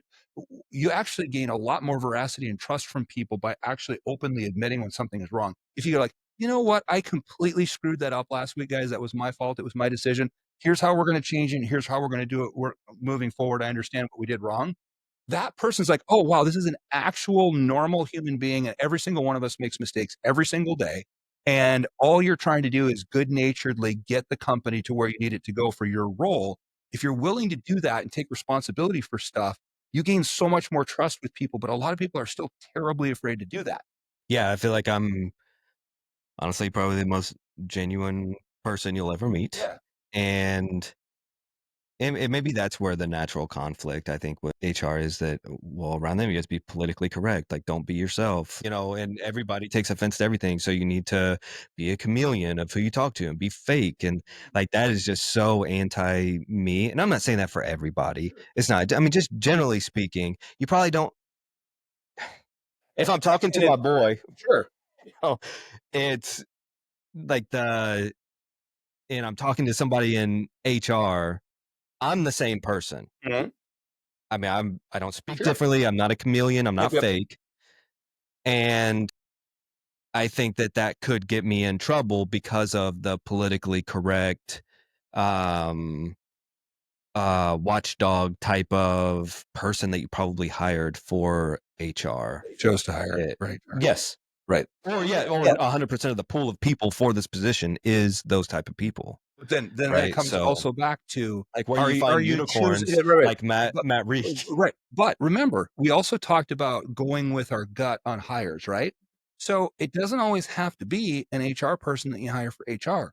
It might be this great ops person that you could put in HR that would have your back on the kind of things that you're concerned about. And that's where, as leaders, I'm not just hearing you say, I've had a problem with HR. I'm also hearing you say, I have a problem a lot of times with the establishment of government, of companies, everything, making too many rules that get in the way of business and It making is. money and speed. 100%. That's That's really a what good I'm read. hearing That's a good underneath. read. Right. And so I think that HR just represents that to It you in a does. company. It does. You're right. And so if you just go further beyond that, yeah, I think eventually all of us in America, where we're talking about business or politics, or we're talking about parties, whatever, I ultimately, like, all of us are just trying to do the best we can and feed our families and have a good life. And I think that there is a way for all of us to get there together, but there's definitely a lack of communication along the way. And there's a lack of understanding of where each other are coming from. Where there's a really good book about this that's called Start with Why. And it just talks about, I've like, read it. you can communicate anything to anybody, but just start with why you want to do this so people can understand. Because if people have had the same rules for something for 5 years and you're like, "This was crap, we're not doing this anymore," and you just change it, and they're like, "But I've been doing this way for 5 years, this has worked, everything's fine." They don't understand unless you explain why this is happening, why that change has gotta come, and we miss that all the time. And I'm not saying it has to be a feelings festival, but I'm just saying, like, your message, if you think about it, you mentioned being an analytical. It that means to me, from my experience, that, like, if I send you something, for most analyticals, I can't just put what I would do as CEO, which is like one sentence. This is the point. That's it. He doesn't need context. He can get it. She can get it. But if I send it to an analytical, I've got to send all the details plus the supporting documentation so they can look at it and come up with understanding every detail down line in the process a lot of the time. And so not everybody thinks and communicates the same way. You know that, right? So that's like if you're going to talk to a big group of people, you craft right away, you're going to say the main point because you're going to lose everybody with ADD and half the C-suite and everything else because they just heard the main point. And then they're going to kind of trail off into their own head. But the analyticals want to hear all the details underneath that. So you always start with the big thing because you're going to lose everybody else if you start with the details, right? It's the same thing. Yeah, so one company, our HR made us read what was it? The color code. I haven't heard of that one. What's that one about? The color code is red, blue, white, or Oh, yellow. classification systems for things. Yeah, so red, like it's and we had to hang these signs outside of our offices what color we were. Oh, goodness. They really went for it. Good God. It's like holding hands to go on a fucking picnic. It's ridiculous. Anyways, color code. I actually enjoyed it, but it irked me at the same time. It was good for the education to know what type of people are. So red was sales, get to the point. We're not here to chit chat. And it said that on the card, like outside of the office, like red personality, red code, get to the point, and something else. And then blue is emotional, not emotional, but more in touch with their feelings, however you want to word it. And it was, make sure to tell me I'm doing a good job, essentially. In so many words, that's what it said. Make sure I'm doing a good job and maybe ask how my day is going, which Not very good So at. this is an interesting thing because you're talking about the same thing I'm talking about, where you're talking about like a personal style or an analytical style. It's the same thing. Yeah, and yellow was the life of the party, make things fun, and white was kind of a mix of stuff, more wise and takes time doing stuff. No, no, it just seemed like very, very catering. You Okay, know what I this is mean? an interesting. We have an opposite perception of this. It's So to very you that catering. was catering. To me, that's an allowance to make me more effective to be able to manage different people different ways to get the results I want. That Because doesn't if make it right. oh, I'm not saying it does, but if you have a group of 12 people that work for you and you tell all of them something one way, you're going to get different results down that line, right? So if you're ultimately like, we just talked about employee retention, how big a pain in the ass it is to have to roll somebody out and replace them, right? So you're like, okay, I got to make Bob work. So what am I going to do to make this work with Bob? Because it's not going good. And I explained everything to the rest of the team. Well, yeah, you can just fire Bob, but then we went through what that can do to the company and how long that can take. So you go, okay, um, let me see how I can turn Bob around with a different approach. I'll give you an example for myself. So, due to my personality, I can get defensive. So, if you come to me and you're like, you did this and no, my back is immediately up and you're not going to have a good time communicating with me. However, if you come over to me and you go, hey, Matt, can you help me with this? I will do anything to bend over backwards to help you and we'll make it successful together. So sometimes that just simple difference of approach matters a lot. And my guess is that you as a leader and you as a business owner want to be able to get the maximum results from this person that you invested all this time and money in. And if that means that you have to alter your message a little bit to be able to be like, Bob, how are you today? Can you help me with this? Versus where you can walk into a red and just say, hey, let's get this done. That's not that big a gap. So to me, the result is what matters, even if I have to alter my approach a little bit. Yeah, I feel like people should be able to figure that out. It was different Like, dude, perspectives. you've been working Sure. here for a year. Like, Yeah. I don't care about the details. Just tell Right. me. Yep. Don't take offense that I said that, Yeah. but I don't want to hear about your weekend. Interesting. I'm not always like that. I'm saying I'm playing devil's advocate here a little Sure. bit. But yeah, so I don't know. It just seems that I don't know if I am I don't know. I don't know if I'm a dying breed or I'd say it's a growing breed right now. I think we definitely went through sociopolitically, like the 80s, 90s, and early 2000s. We definitely swung more into people's feelings and moving away from just pure results oriented everything. But the truth is that you also have seen the big swing the other way now. And ultimately, we all know that business and politics is always a pendulum. It always kind of finds its way back to the middle eventually. hybrid will always be the best It option. always for swings back and forth. So when you deal with that, then you go, okay, so ultimately what I care about is what is most effective now in the moment to get the result that I'm going to do. And I think that your perception and your approach from what I'm hearing is like, this is the way that we're going to do it because I'm the one that took the risk and I'm the one that put things out there and we're going to be successful if you think and perform similar to I do. And if you get like-minded people around you that can do that, you can do that. Bigger your companies get and the more you scale and the more you grow, the more of a gap there's going to be between that and the more other skills that you're going to need that come from people that don't necessarily think like you. So ultimately, to me, as companies scale, you have to have an approach where you can understand where other people are coming from and try to adjust to it to still get the result. No, I think you're exactly right. Yeah, and a lot of it is just me. Like I don't deal well with other people's feelings. I just But that might be the especially choice. in business. Yeah. Like Then that's you might always say, I don't want a company over maybe 25 people at that point or something, because that I'm gonna be able to get a lot of like-minded people around me, all going the same direction. We're gonna be fast, we're gonna be lean, we're gonna go. And that might be what like feels great to you as an entrepreneur. And then, like I said, if you chose to get bigger at some point, then you have to see how much allowance you can make it. or I hire a Matt Rieck Yeah. to handle that stuff. Yeah, I- that's right. Just I to can't handle do it for man. you. That's your Yeah. expert. Yeah. Yeah, that's your area, not mine. Yep.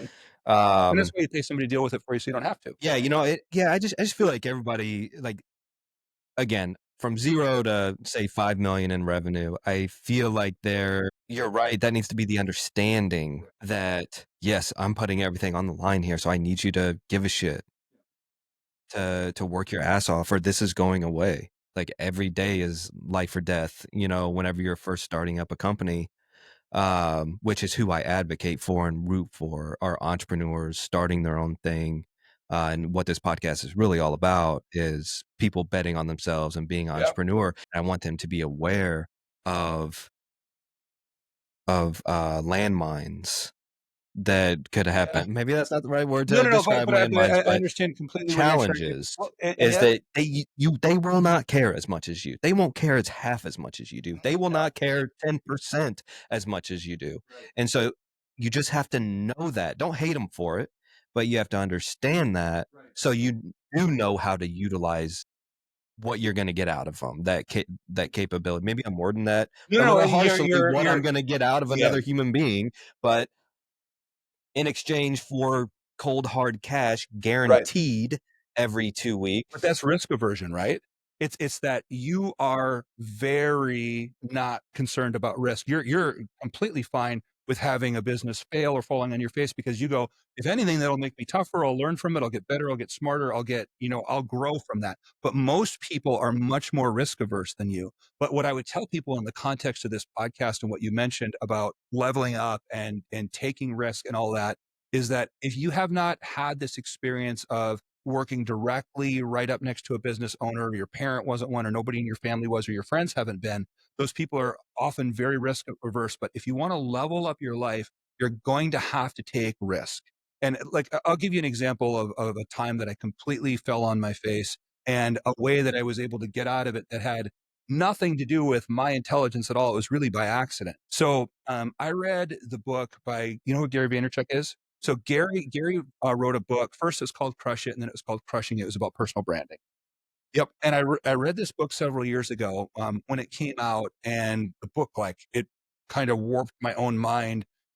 And the concept of the book, essentially, I'll just brief it for anybody that hasn't read it, is basically that every single person, if they're going to grow in business and make a lot of money, has to become their own brand.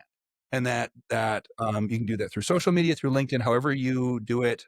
But it's a mix of networking and showing that you're an expert in your field. And so I read this book, and then I proceeded to fall on my face for 2 years forward. So I used to make videos where I would sit in my home office in a suit, and I was very professional, and I had my ring light, and I had a professional camera, and I made these videos about business. And for 2 years, nobody watched the videos. They got like 25 views. I just fell on my face, and I was so discouraged and put off by it that I just completely gave it up eventually. And I think, like, I was like down to the point of making like one video a month I thought I was going to do. And I thought maybe somebody will see them, but maybe somebody won't.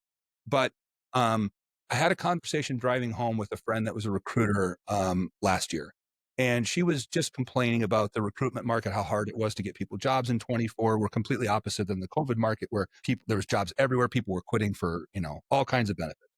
So, and we're still in a lot of that pretty hard, like, employer-centered job market today, where like people can't easily move between companies quickly. It's tough out there. Like, people not only apply for sometimes hundreds, but sometimes literally over 1,000 jobs before they get a job now. It's very daunting. It take 3-6+ months a lot of the time. So, and more depending on what your income level is. Anyway, so she was just complaining about the job market, and I was kind of agreeing with her. And I decided I'm not going to go in the house and take a shower right now after I worked all day and put on a suit and do another one of these stupid videos that nobody watches. So I was just in my car, and I have like one of those mounts where your GPS, where it's like, FaceTime basically distance. And I just hit record, and I just did a rant, and I threw it up on social media. And I went to bed, and I woke up in the morning, and there was 730,000 views on that video. And I was like, what in the world? I watched it with my family and friends like 10 times. Like, what happened? Why is this? How do I reproduce this? I didn't It's understand. authentic. And I'm, yeah, there it is. And I'm older, so I didn't grow up with social media. So this is all new to me, right? So it's that it was relatable and it was authentic. And then now I've been posting since January 1 of 24, a video every single day for a year and 3 months now. And like I said, it's an hour a week that I do it for. It's not time gated for me. And now I've got all these millions of views from folks. And by the way, I'm not great looking. I'm in my late 40s. I'm balding with gray hair. And I'm just talking about HR, which is not a sexy or very like engaging topic a lot of I times. think you look great. I do agree with you. So much. However, HR sucks. But the point I'm trying to make is that other people could do this and probably be much more successful at it than me. but it just took me just trying and falling on my face over and over and over again until it's not necessarily that if you're in life trying to achieve something or in business trying to achieve something, that the goal is necessarily wrong. The method might be wrong, or the way that you're going to get there might be wrong. And so you just have to fall on your face and adjust things with the same goals until you can get there. And then the other thing that I would encourage people, Well, I would agree with you, and I think HR needs to make an adjustment, in my opinion. of what sort? Like I said earlier, it needs to market itself Yes. as a positive force, Yep. not a watchdog. Right. Yep. Which I think, I don't know, that's how I read it, is that it's a watchdog now. Like it's, And I think making it's sure the you're doing space everything that you're right, in. as Governor Newsom says that you should. Make sure that you're hitting your DEI quotas and make sure that you're, treating everybody equality and blah, blah, blah, blah, blah crap. That's how I see HR. Sure. So, but again, I think it needs to be marketed differently as an offense, as an asset, as a net positive, as a, we're a protector of the company and, we make things more efficient. And we're a blockade or a filter between, the producers and the administrative staff or whatever, however a marketing person greater than me could come up with it. But I think there needs to be a remarketing in HR of what it is, because I'm telling you, on the ground, I'm in the, I've been in the fucking trenches, even though today we own 10 companies. I'm still in the fucking trenches. I'm a firefighter every day. And in the real world, that's how people see it. Not everybody that graduated with HR things, or, people that never tried to start a business, or publicly traded companies, or what the fuck ever. Like this, in the real world, real talk, that's how people see HR, unless they are Karens, unless they are account managers, female, single, no kids, the first to complain to HR. They appreciate HR. Everybody else agrees with me, whether they say it or not. They agree with me. I would say that, like we discussed, you probably didn't have some great HR people. It sounds like needs remarketing. and also you have to pick people that are a fit for your company and your vision. And then the other thing I would like just to add in talking about the concept of the podcast is that I think a lot of people in America, we also have a tendency to tell people just to follow your wants and your dreams and that type of stuff. But what I would tell you is that a lot of times you can get to your wants and your dreams faster by first following what you're good at. So if you're really good at talking to people, speaking or HR or media is probably where you should be. If you're really good in sales, don't go make baskets. And I think then if you want to do your own side hustle or your own business on the side, and there's a lot of people in America now that have their own business on the side, I would tell you that you're probably going to get there faster if you work in a day job where you're really good at something and you can provide for your family if you're already at that age. If you're young, you can take a lot more risk. And then you can work on your own thing on the side until it starts to produce to the level of being able to take over your main job. And I think there's a big gap in America where people don't think it's either one or the other. But like me and many of the folks that I'm involved with, they have their main gig and they also do other things on the side where they're good at or where they're passionate about. And I think that if your parents are trying to drive you, whether you're in college or high school, to a certain thing, go to what you think you have a natural talent for. And if they want you to be a doctor, but you really want to learn coding, go learn coding and do it, because you're probably going to be more successful because that's something that you're actually interested in. I have a question, or request rather. Can you tell me, I'm trying to think of how to phrase this, but I can talk shit about Indiana because I'm from Indiana. Sure. I can talk shit about entrepreneurs and owning a business because I own businesses. I can talk shit about California. I live in California. Maybe say something that talk shit about HR because I'm in HR. I want you to say one bad thing about HR, and Sure. here's the test. Sure. Because take my wife, for example. My wife, love her to death, far left, and Yes, not fun wacky discussions, I bet. not wacky, but Sure. stern. Uh-huh.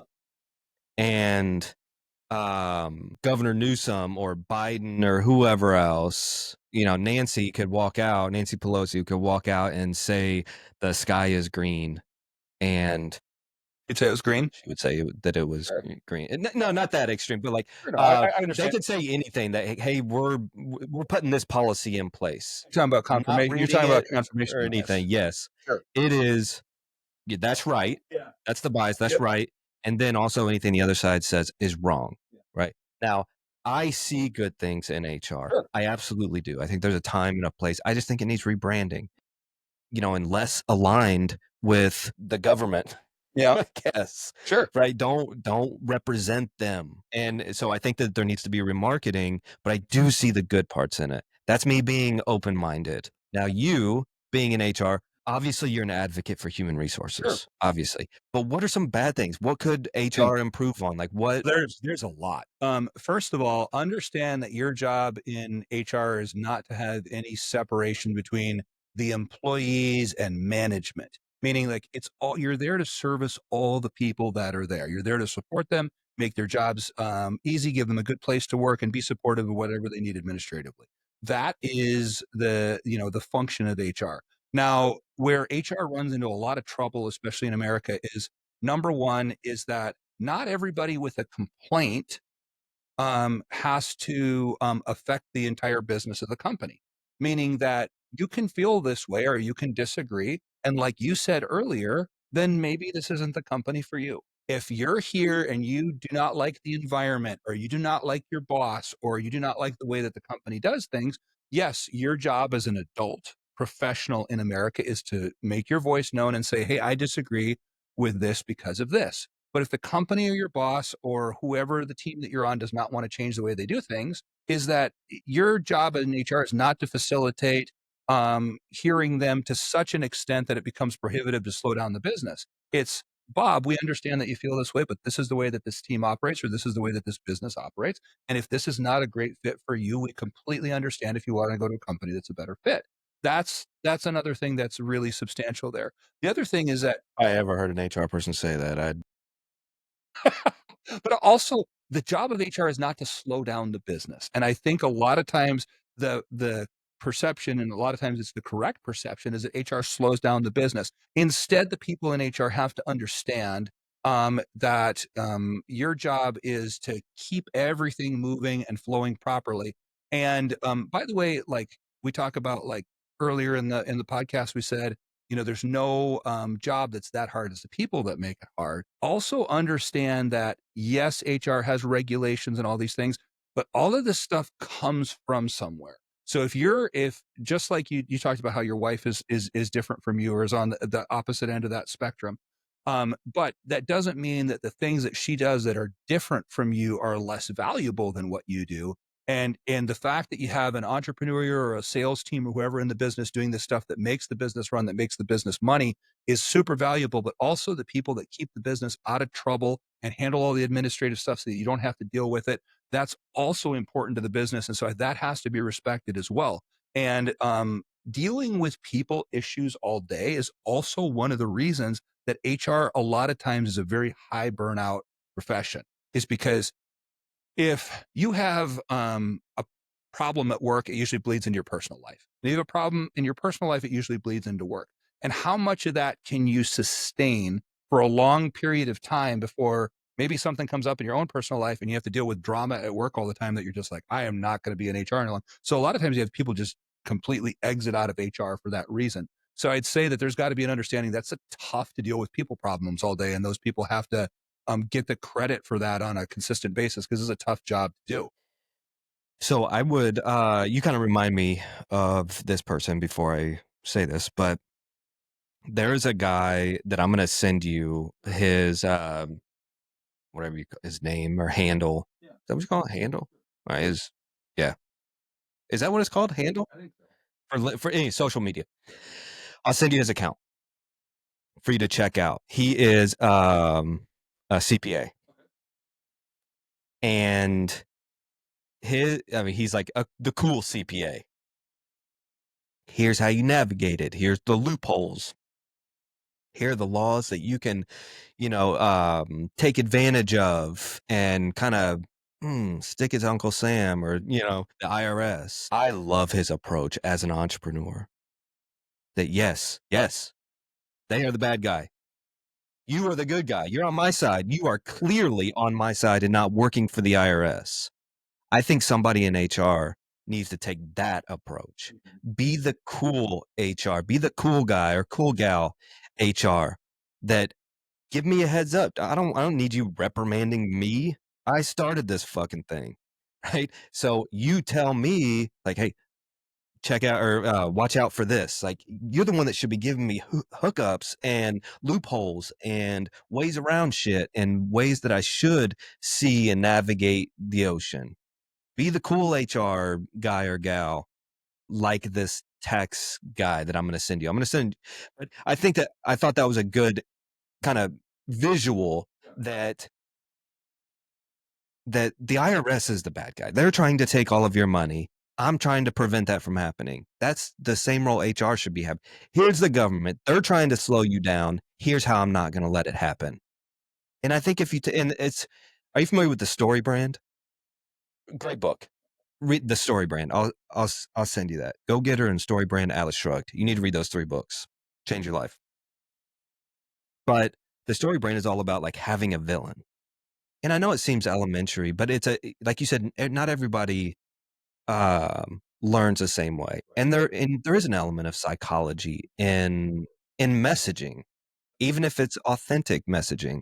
There is a psychology to make people understand what you're saying, right? Like Swiffer, they had a commercial and it was dust bunnies. They were actual bunnies made of dust running around. Now everybody, if they had just had dust laying on the ground, that's not as, yeah, but they created something for the audience to hate, a Darth Vader, right? And the way they explain it is that everybody thinks they're Luke Skywalker. The people that are you a Star Wars guy? At least familiar with it? So everybody thinks that they're Luke Skywalker, where the successful people realize that they're Obi-Wan. So for my clients, I don't go in trying to take the credit and I'm making you look good, Skywalker. I'm Obi-Wan. I'm the guide to get you there. And I think the HR could take a note for, a training from marketing, from the Story Brand that give the entrepreneur somebody to hate. That's not you. The government, the regulations, whatever, be on their side because every single entrepreneur thinks that way, that they're getting in my way. No entrepreneurs, celebrating, throwing a party because of more red tape. So another box to check. Are you kidding me? We can do that training twice a year now? That's fantastic. That's not how entrepreneurs think. So if you take the role of Obi-Wan and give the entrepreneur somebody to hate is a bad word, I know, but give them somebody a villain. Yeah, there you go. Make a villain, you be the Obi-Wan and make the entrepreneur Skywalker. That's a winning recipe. That's the Story Brand recipe. And I think that's what HR needs. It is. And that's what this tax guy does. Yeah, it's a fantastic job. It's HR's job to be cool, to be relatable to management so they can have their back and understand them. And it's also management's responsibility to choose an HR person that will understand them. Yes. I agree. Tell me about your book. Sure. So we mentioned this a couple of times. So it's called the Employee Retention Bible. And I wrote this, number one, like I said, because companies don't understand how much money they lose from, just losing great employees. And number two, that companies don't understand how easy it is to fix their culture to make sure that people are really happy and want to stay long term. And also, like I said, if you have a bunch of people that are all heading in just slightly different directions, you got it. It's really hard to get the ship to move. So getting everybody on board and on pace to go the same direction all at once is really important. And it's not difficult. And by the way, most employee retention is free. That's like I said, with the social media thing Nowadays. or the session planning or the weekly team meetings or the quarterly company meetings. And I wrote the book. The reason the book is so big is because I made it into a workbook. It's got checklists in there. It's literally like, do this, this, this, this, and this. You can check it off right on the page. And the purpose of this is that like, you're going to have people that read it that, so I've had people read it all the way from C-suite down to just like people that aren't managers yet. And I tried to write it in my voice. So just not fancy, not, hyper professional. I just wrote it like I talk to people. Real talk. Yep. And so I want people to be able to read it. And that's why I put it on Amazon, is because people can get it on their Kindle or people can get it on a book. But I wanted people just to be able to look at it and go, okay, here's some actionable, actual stuff. Cause like theory doesn't mean shit anymore. Let's be honest. Like you have all these theories and all these ways, everything is rebranded. But ultimately, like, how are you going to put the steps in place that'll actually make a difference in your company? And yeah, is every company different? Yes. Are human beings really that different between all the companies? Not really. And so that's why I said, like, when I worked at BBSI and as 120 different business owners, I was like, this stuff is so repeatable. The stuff that fixes companies Universal. is repeatable. Right. It's very universal, Zach. And so if it's designed for like the regular person that can read it, like if you guys are losing a bunch of people, like if you have over 20% turnover at your company, like you should fix that. And if you're a business owner, like buy that for your teams and give it to the teams.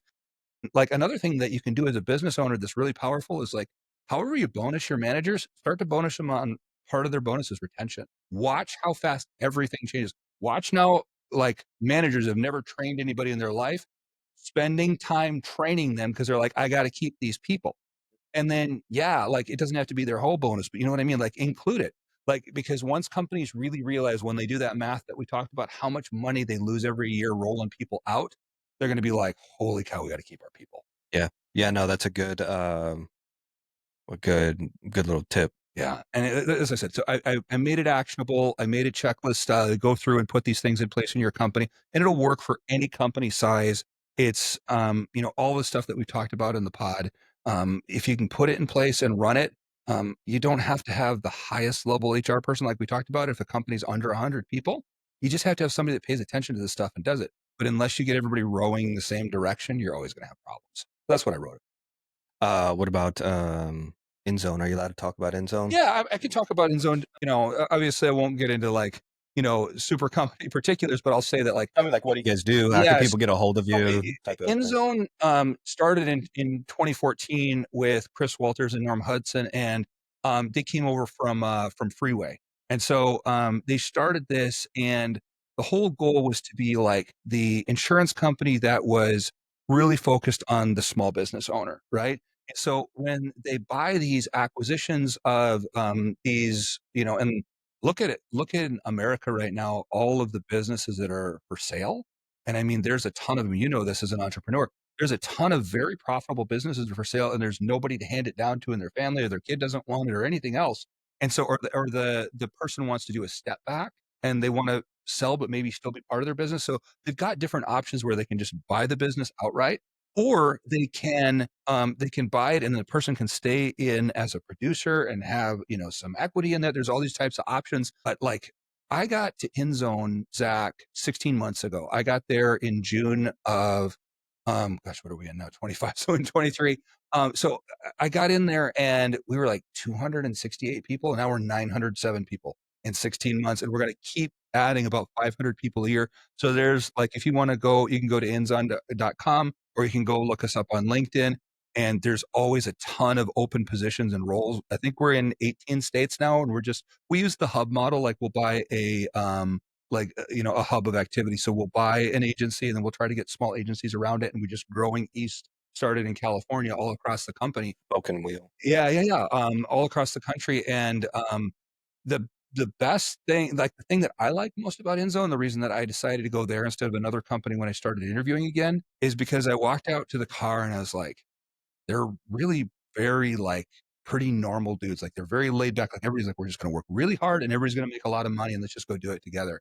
And the people that I interviewed with and the chiefs were all like very humble, normal people. And I was like, I can work with these folks, because I think we have sometimes in America gotten to companies at such a size that you're just like, everything is so impersonal and there's not like a lot of connection and stuff. These guys were like very connected. And I was like, I can actually work with this. And it's also a lot of fun to work with a company when it's like in the explosive growth phase. Yeah. Cause like you're bringing people in. And so we have invested so much time and money on training and development of all the leaders. Like last year, we promoted 32 team leads from like regular producers and account managers. It's a Right. huge opportunity for people to just scale their career over years. And like we said, insurance in general is a very profitable business to be in for the people that work in it and the employees. And so it's a really good living for people that want to jump into it. But like, I like the company most because it's very agile still. It moves.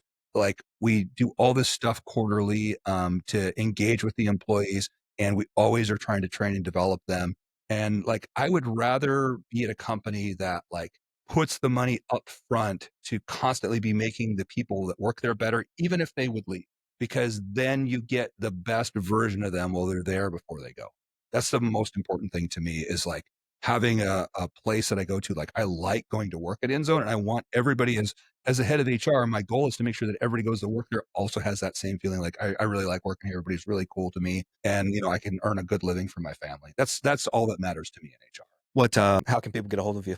So they can reach me on same funny spelling of my last name. It's Matt and then RIECK.com. It's just my name .com is a website. Also reach me on LinkedIn or on our company website. Any of those is a great way to get a hold of me. And then I've also got handles on all the regular social medias that everybody else has got.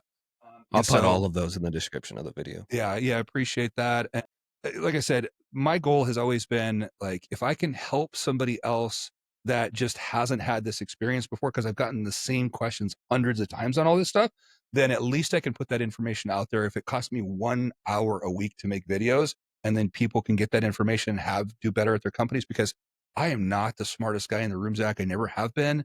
And like, I've gotten so much out of listening to and learning from other people, especially since social media has really blown up. But also like all of the different groups, I'm part of a group called Achieve Engagement, and they have like this EX executive leadership network.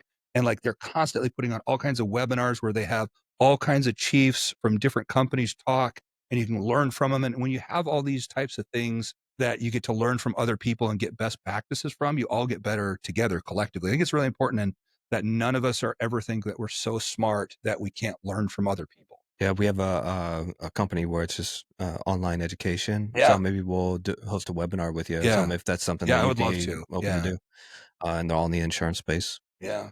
Yeah. Anytime I can go to something, and like all I'm trying to do whenever I'm on any kind of a class, webinar, workshop, whatever it is, if I can just take like 1 or 2 things back to my teams that'll be helpful to them. I meant you do the talking. Yeah, that's what I mean too. But I'll learn from listening to the other people that are there. Yeah. I'd be happy to. Yeah. All right, cool, man. Well, I'll make sure to put links to your book and all of your social media in the description, or pop up on the screen, maybe right here somewhere.